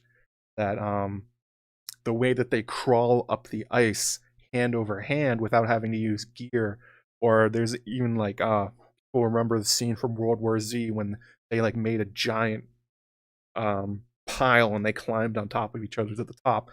I'm pretty sure that's what George is getting at here, that ice spiders are a fanciful way of describing how whites move when they're under the control of the others. I don't think there actually are real ice spiders. And if there are, they probably are long dead. But that doesn't mean, at least as far as we know now, who knows, maybe in the Winds of Winter we're going to see one. One of the others shows up riding a giant ice spider. Although I've had an idea for a while that it'd be kind of funny if, actually, maybe not funny, more terrifying, if one of the others used a bunch of whites to hold themselves up like an undead palanquin or something like that. That'd be kind of wild. The real ice spiders are the friends we made along the way. Yeah, perhaps. That's my idea anyway. I think the ice spiders are just a dramatic way of describing the whites. That they move and can do seemingly inhuman things, kind of like spiders. Otherwise, there's no real explanation for why they're in the story. Like, why they keep being brought up? They're not showing up. They haven't showed up, and yet they're being brought up constantly. So the thing with the sheep is, I think it has to do with blood sacrifice. I think we're definitely gonna have to do a two-part of this stream. I do not have I do not have enough time left to talk about all the things I want to. Maybe we'll save that one for later. Oh, I'm sorry. A super chat from No. $5 Canadian, I think. Thank you so much. Maybe the others, the average Westerosi, will be Dany's army of boogeymen, not the Grumpkins, and ever see if she defeats the others too quickly. There definitely is an idea that the othering of enemies, that it's a common tactic to make people that are attacking you into monsters instead of other people, or as the reason for you attacking them, that, you know, they're not real people, they're like monstrous ones, or they're fake ones, or they're demons or something like that. That's a big part, again, of Dying of the Light, the idea of mockmen. So very much so, invading armies are often described in that way, especially if they are ones who had showed up once and are now gone. I'm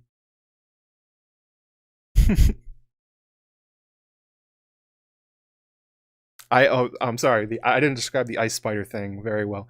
Imagine if there was like 4 whites with their limbs coming out and then just kind of crawling along like that, and the other just staying on top of one, because they probably could. They could make it do whatever it wants.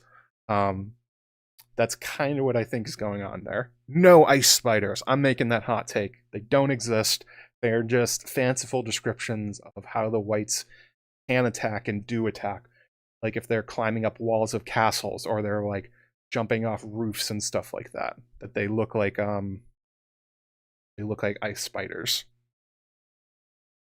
Because this is the only example in the books and in the show, even, because the show didn't depict them either, of something that could be ice spiders. Yeah, zombie scuttling. It's a weird way of describing it.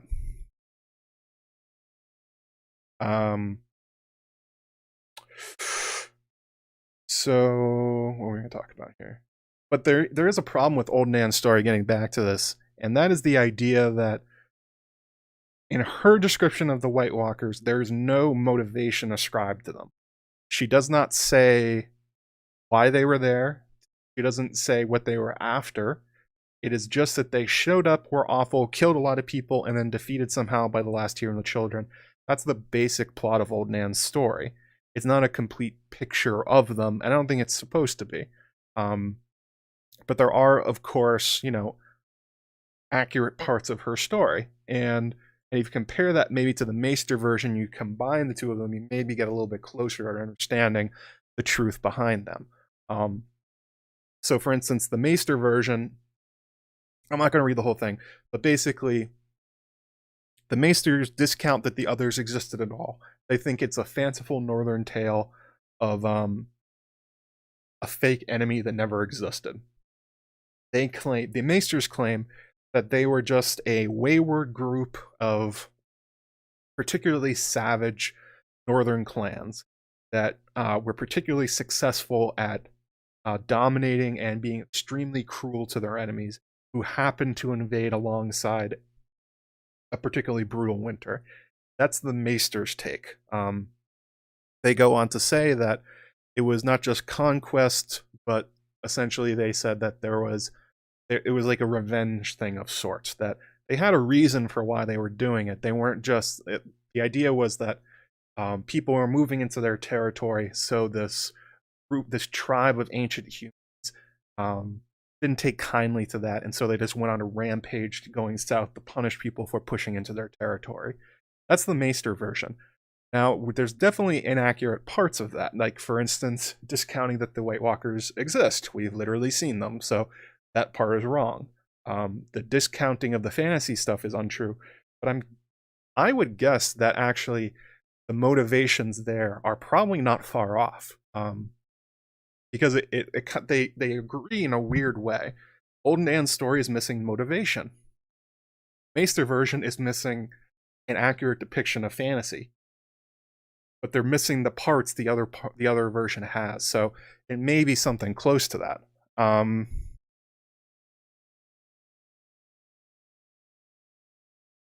There's also a few other different stories that perhaps are about the creation of the others in different ways, or perhaps aspects of their creation. So, for instance, there's the Night's King, the story of, well, the mythical figure who created the others, but sometimes didn't. Maybe he created them. It's a little bit unclear. We get the story actually from Bran, retelling it from Old Nan, where she says, well, okay, so here's the quote. He had been the 13th man to lead the Night's Watch, she said, a warrior who knew no fear. That was the fault in him, she would add, for all men must know fear. A woman was his downfall, a woman glimpsed from atop the wall, with skin as white as the moon and eyes like blue stars, accurately describing another. Fearing nothing, he chased her and caught her and loved her, though her ice was as cold as, even though her skin was as cold as ice, and when he gave her his seed to her, he gave his soul as well. He brought her back to the Night Fort, proclaimed her a queen and himself her king. With strange sorceries, he bound his sworn brothers to his will. For 13 years, they had ruled Night's King and his corpse queen, till finally the Stark of Winterfell and Jormungand of the Wildlings had joined to free the Night's Watch from bondage. After his fall, when it was found he had been sacrificing to the others, all records of Night's King had been destroyed, his very name forbidden. Some say he was a Bolton, Old Nan would always end. Some say he was a Magnar out of Skagos. Some would say Umber, Flint, or Nori. Some would have you think he was a Woodfoot, from them who ruled Bear Island before the Iron Men came. He never was. He was a Stark, brother of the man who brought him down. He always pinched Bran on the nose then. He would never forget it. He was Stark of Winterfell, and who can say? Mayhaps his name was Brandon. Mayhaps he slept in this very bed in this very room. So, important thing about Old Nan's take on the Night's King is that she's not claiming that he made the others. She's claiming that he came afterwards, that he was the 13th Lord Commander of the Night's Watch. That he was sacrificing to the others, therefore they already existed. An important detail, although as we know from George's use of myth and legend, is that there's often inaccuracies in them, that they morph over time in order to fit a particular understanding or sometimes even a moral lesson being taught to the people. Like, for instance, Sam talks about, we say that you're the 998th Lord Commander of the Night's Watch, but the oldest list I found shows 674 commanders, which suggests it was written during... you're talking about the Night's King, and John essentially just goes and says, long ago, it doesn't matter. There's a lot you can get into with this story, but it unfortunately, as written, does not show the creation of the others. It shows a human who allied themselves with them. But that would make a lot of sense. If you look at it from a kind of a meta perspective, we're shown in the prologue that the others are very human, that they have aspects and understanding. As I said, in between the ears, they seem to be very human. So it would not be that strange if there was a person who found a way to ally with them. Of course, we know Craster is the modern example of that character. A human who found a commonality with the others and found a way to work with them. Sacrificed to them, had his Night's Queen, or his Night's Queen, essentially, and sacrificed to them. Sacrificed to what? His sons. So that seems to be kind of what's going on there. As far as the Northerners know, they actually don't have any story of the creation of the others. They don't know where they came from. As far as they know, they just kind of showed up and started rampaging like a wild hunt, basically. They don't know why they were there. They don't know what they were after, just that they killed a lot of people for some reason. Yeah, there's a lot of interesting things about if you're trying to construct the timeline of, like, when was Night's King versus when did the others come, and like other inaccuracies in history, which of course George put in there intentionally. It's supposed to essentially lead you down to the idea that none of them are true, in a sense that there's something in between them, but the not exactly all the same. The other story that people sometimes point to for the creation of the others is the 79 Sentinels. This is the story. Second, let me scroll down and grab this one. If you've never, I'm sure you guys have heard it because you're my audience. But,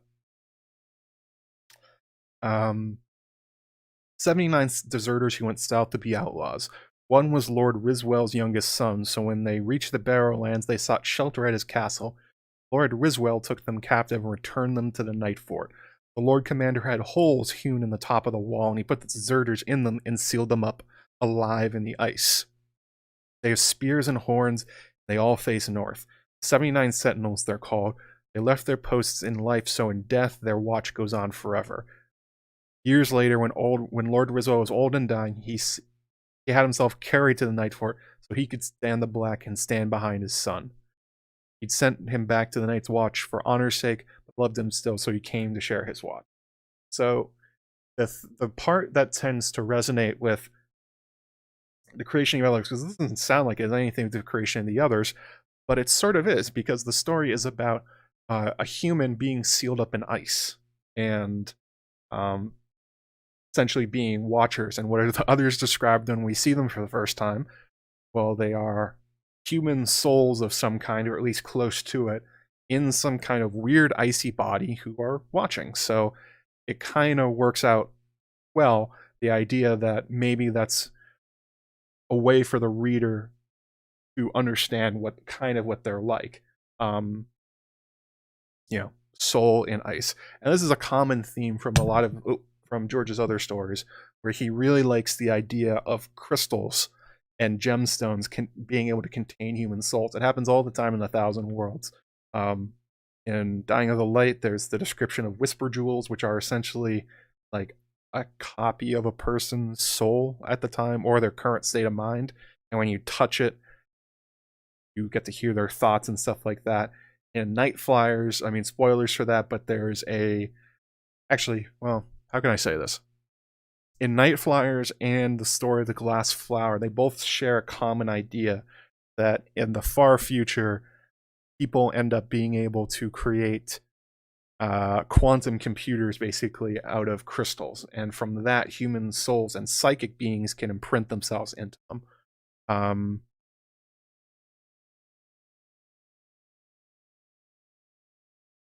That tends to be one of the ways that George likes to imagine people existing beyond death.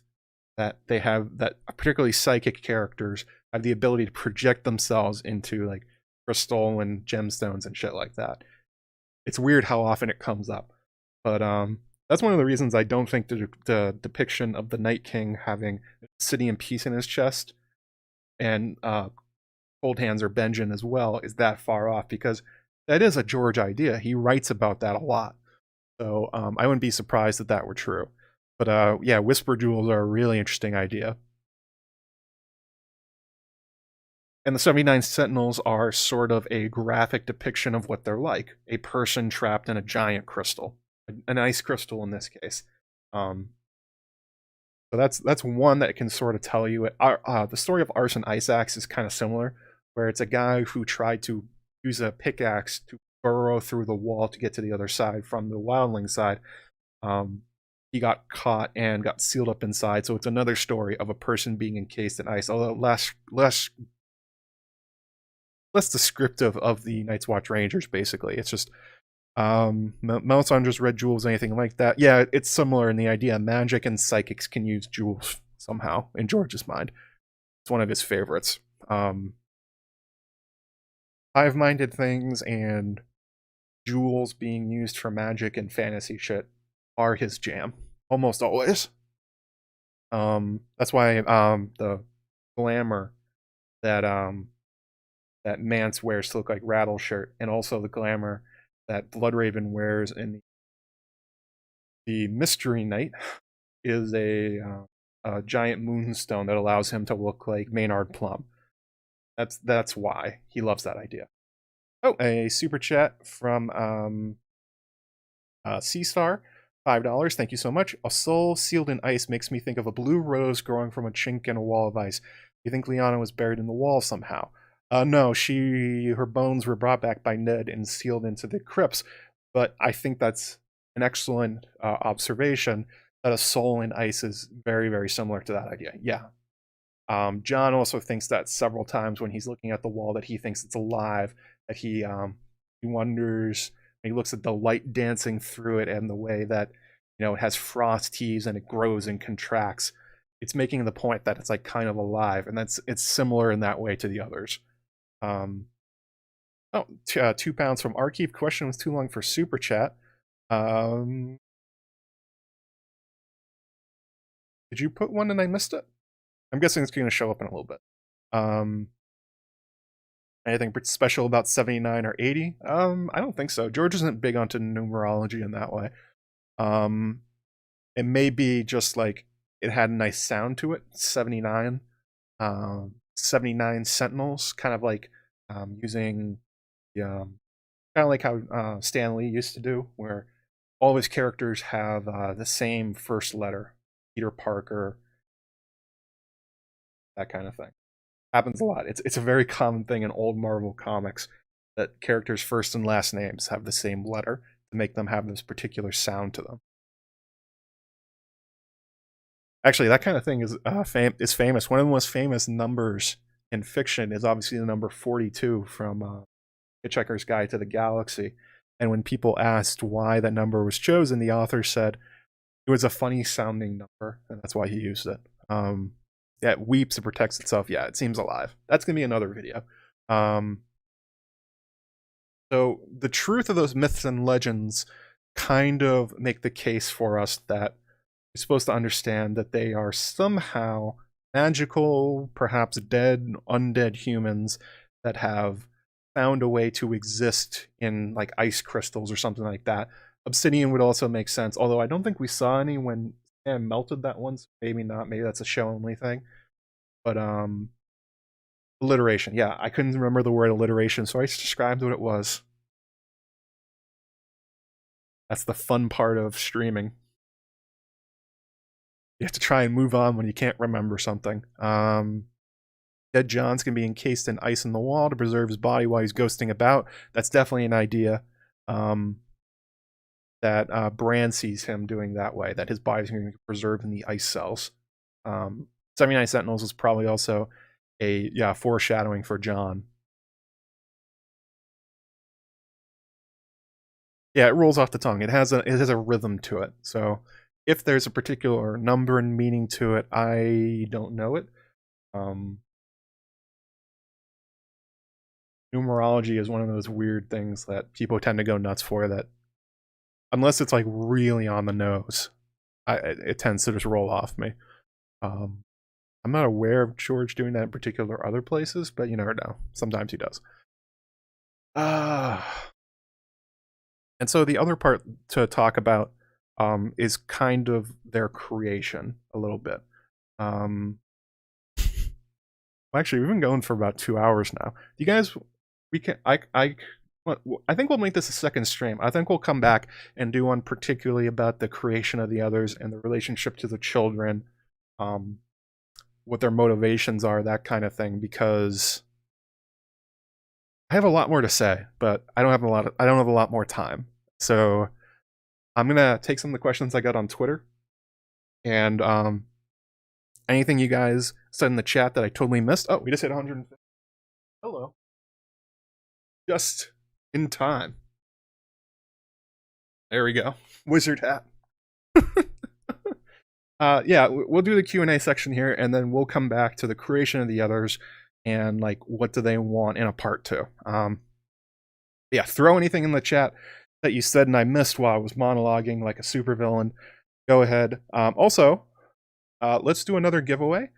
So at 100, we're at 150 likes. So again, everyone in the chat, if you've already said it, you don't have to do it again, but type the word unicorns to be entered to win a free shirt from my Threadless shop. unicorns for Rickon. So let's go through some of these questions here.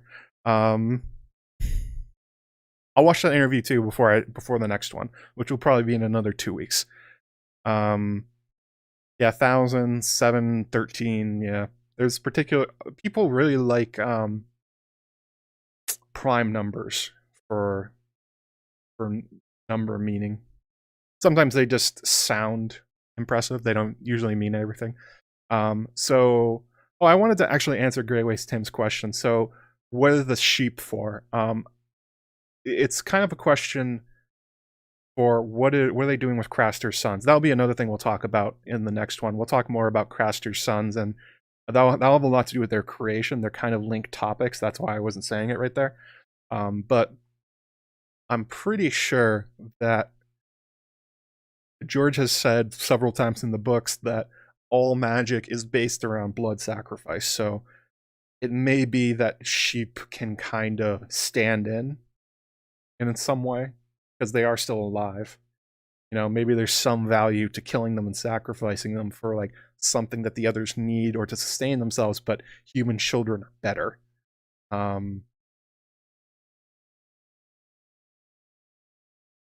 So I would guess that they were essentially like a stopgap, that they showed up asking for their sacrifice from Craster, again, much like the idea of the Sidhe, where people would give them sacrifices of real food and other stuff, sometimes goats and stuff like that, in order to appease them. I'm guessing that's what it's getting at. That it was essentially like, sorry, I don't have a baby for you right now, but here's a sheep instead. Unicorns, there you go. Type in the unicorns.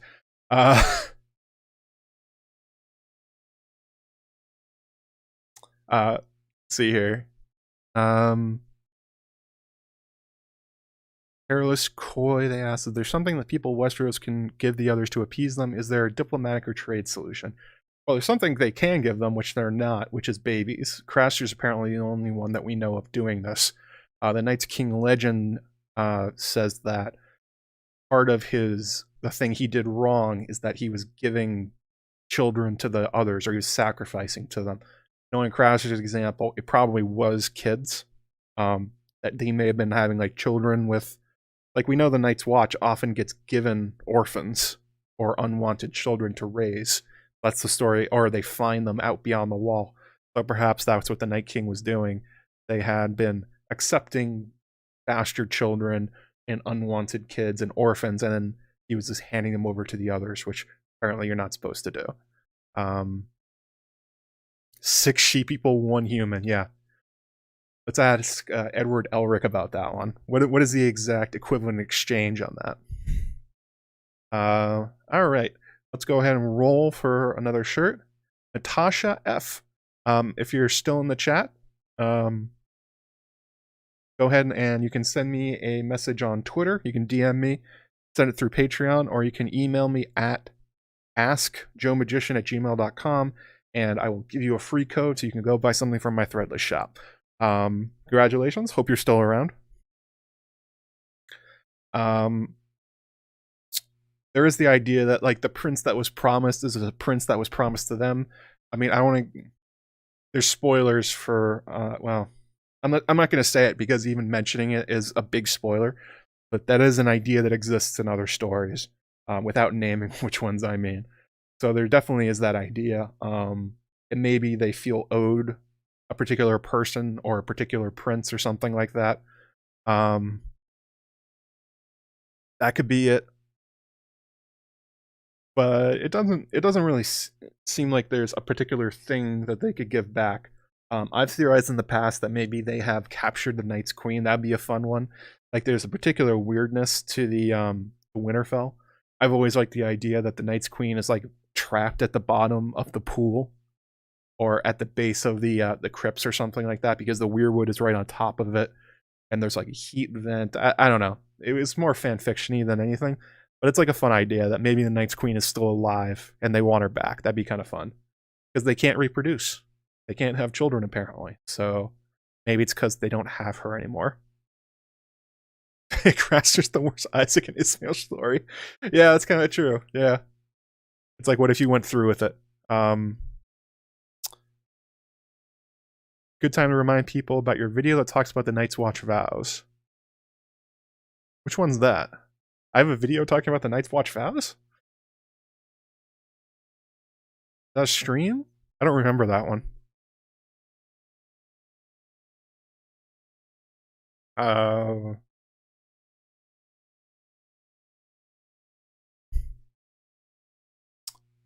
thanks, Aaron. I think it's a fun idea, but I think it's definitely fan fiction-y. I don't think we're gonna find out that what the others want is the still living Night's Queen in the crypts, but that would make for a fun, different story, you know? If somebody ever wanted to write that one, go right ahead. So I will get more into Carol's Koi's question in the next stream.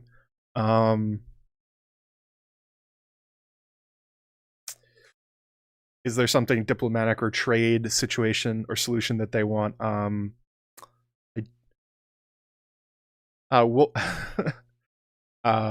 Dong of Ice and Fire on Twitter or John's Woe. I think that's how you say that. It's always tough with Twitter names. If the others were in fact created by children of Forest, how/why did they lose control of them?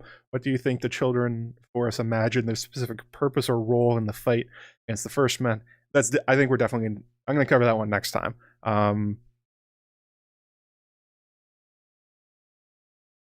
Oh yeah, sorry about that, Archive.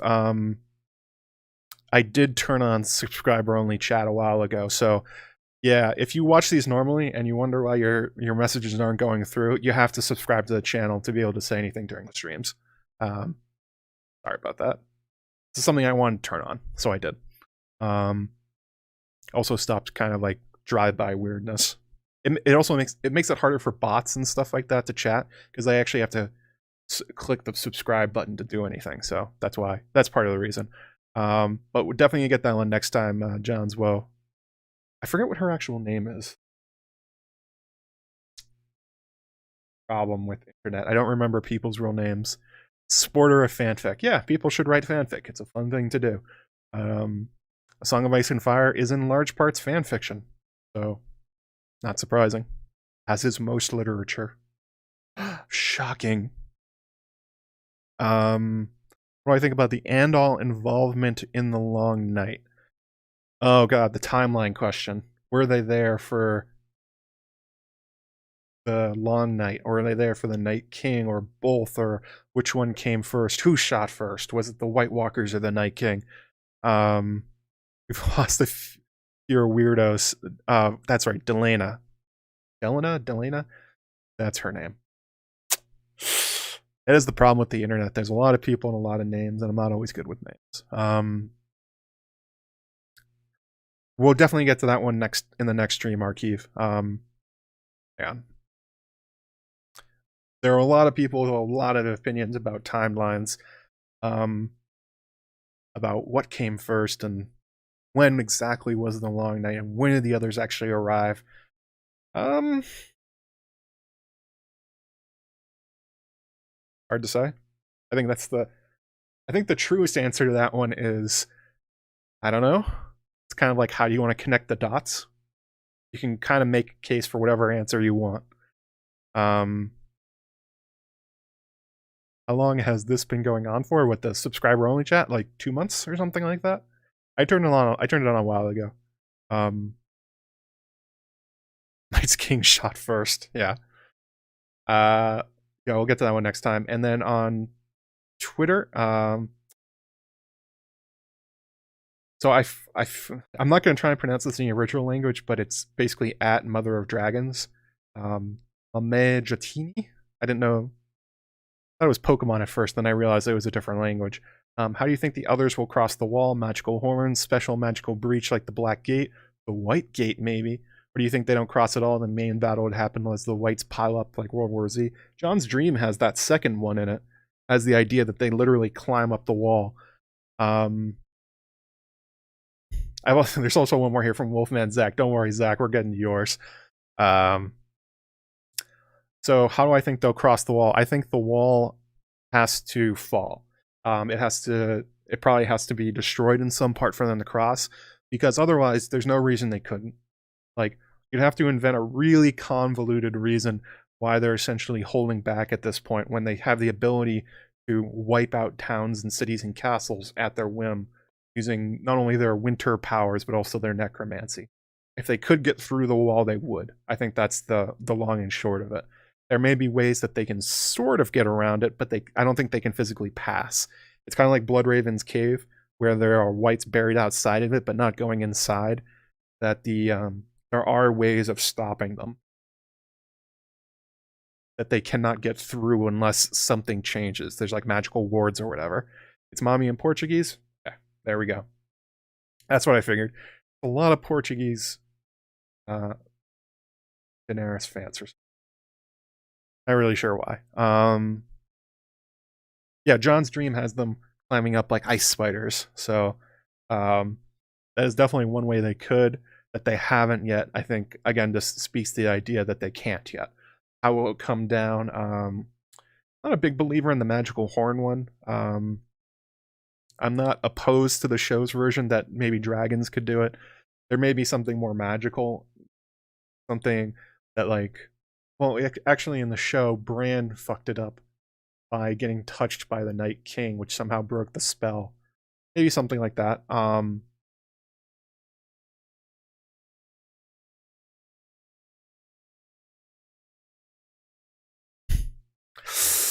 Yeah, I don't really know.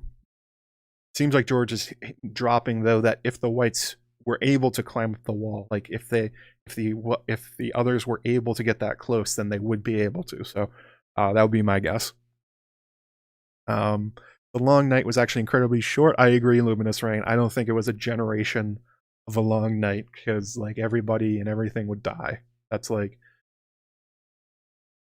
not many things survive like an actual total night for years. They wouldn't survive months. So it's probably a lot shorter than in the story. Will an undead ice dragon break the wall? Curtis Franks says that. That is something that I did wonder about when that depiction happened on the show, when it was the dragon that burst through the wall. There does seem to be something between them. That Silverwing, Alisane's dragon, really creeped out by the wall, in particular the Night Fort, and wanted to go nowhere near them. Since it is magical in nature, like maybe you need something magical to break it. Dragons are magical, so that in like a very like basic sense, that you can see how that would work. I wouldn't be upset to see the horn solution, that the Horn of Winter that's probably Sam has, if like it was blown in a particular way. But I've talked about this before. We've seen that horn blown. Jon did it. He blew the horn. Nothing happened. So, not opposed that dragons could do it. The idea that ice dragons with weird percussive fire could. Yeah. That whole setup was interesting, I guess is the way to say it. I wasn't a big fan of the White Hunt. I mean, what's the right way to say this? I think the underlying idea is fine. I'm not sure about what we saw on the screen. Say the least. Long night was just winter solstice. I think it was just kind of like the description from Lord of the Rings, where they talk about the fell winter, where one was particularly long and particularly harsh. And it killed a bunch of people, but it didn't kill everybody. And it was magical in nature, so that kind of sounds like the others. Although if you look at Norse mythology, they do have the idea of a particularly long winter that will signal the end of the world, which Tolkien may have been drawing on to. So it could go either way. But we know it's happened before, so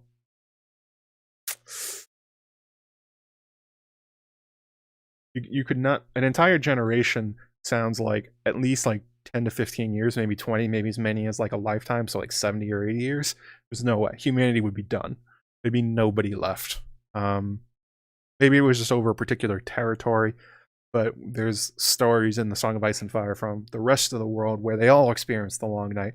So it was probably widespread and harsh, but relatively short. There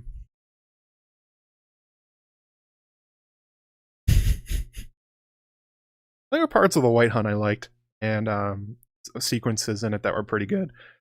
I don't know, it seemed a little convoluted just to get Dragon on the other side for the Night King to then ride and have it destroy the wall. I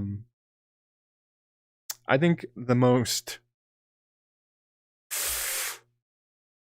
kindest way to describe it is that it was an inelegant solution that looked cool.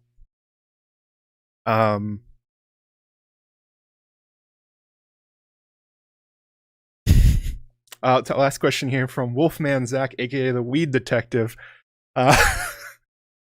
Put this one on Twitter. What the hell, Zach? So he asked, do the others fuck? Do they get nasty? Butt stuff, bondage, etc. Alright, so can the others have sex? And if they can have sex, how weird does it get? Good question from Wolfman Zach. Can they have sex? Probably not.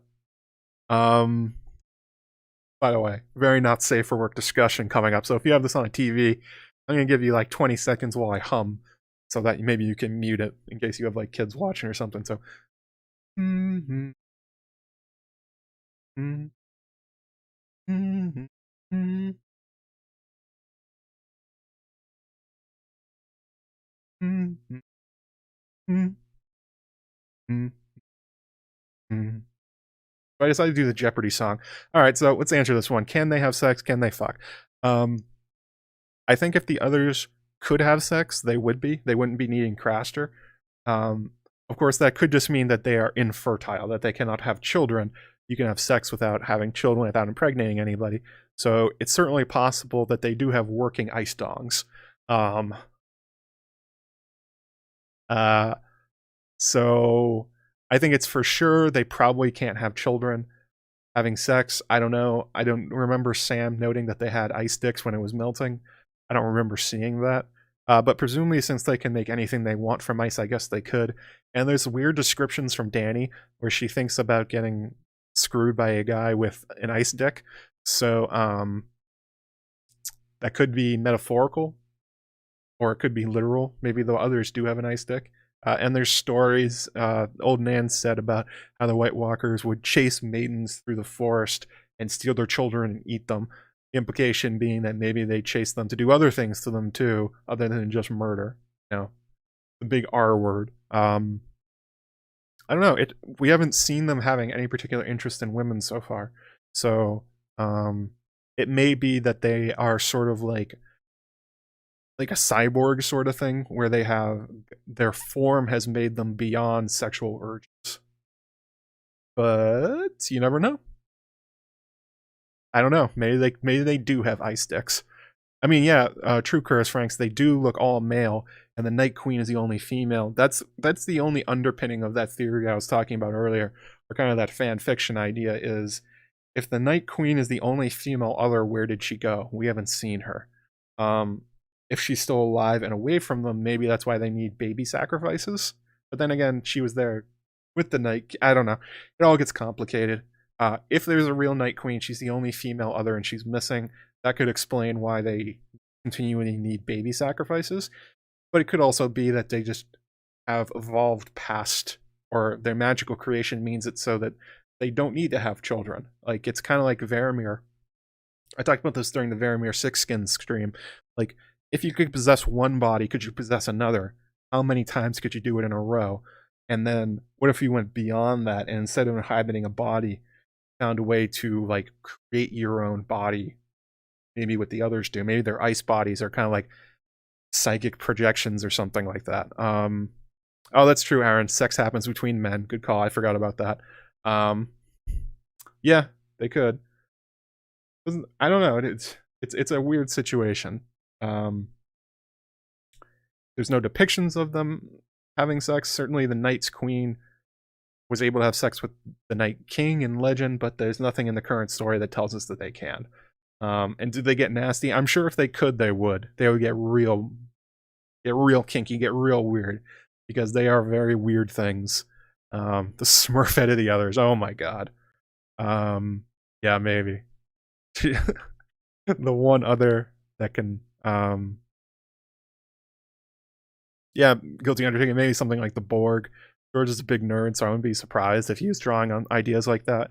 But it's also something that's in the Glass Flower, his story from the Thousand Worlds, where a character shows up that's a cyborg who used to be human, and one of the things he wants to do is going back to have human experiences. So it could very well be that the White Walkers cannot enjoy sex anymore, but would like to, or something like that. Maybe they miss it.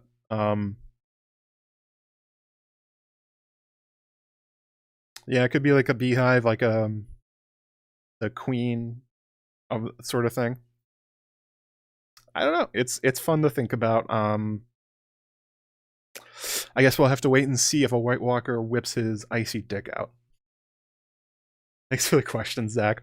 What a discussion. I think you would need quite a lot of lube to use an ice dick, so.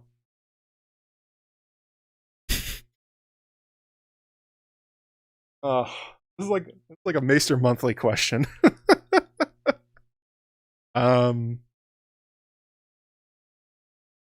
Sure. Make some ice fist handcuffs out of it. They seem like the sort of guys that would just have a ball. But for sure, I don't think they can like sexually reproduce. If they could, there would be literally no reason for Crasher and his wives. They could just steal human women and do it themselves. And, they don't have any problems doing horrible crimes to humans, so they would just do it. They can't. Or they would, I guess.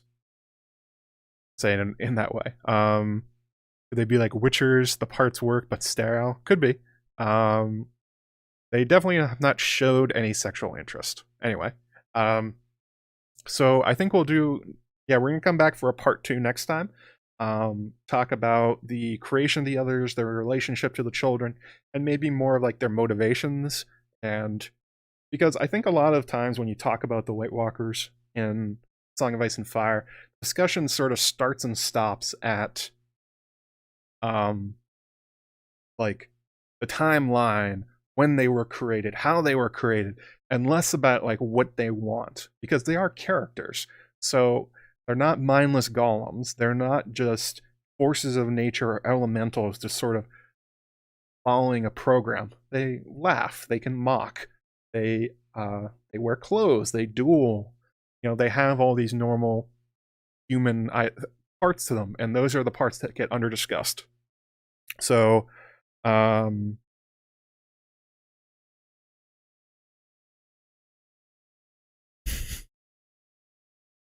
So I want to get into more of that stuff. We'll do that in another stream.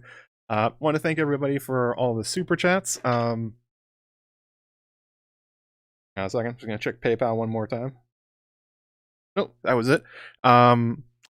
Remember, if you guys won the giveaway for the free t-shirt from my Threadless shop, make sure you shoot me a message somewhere and I'll give you a code back. Do it sooner rather than later, because there's a sale on right now, so you can get more stuff.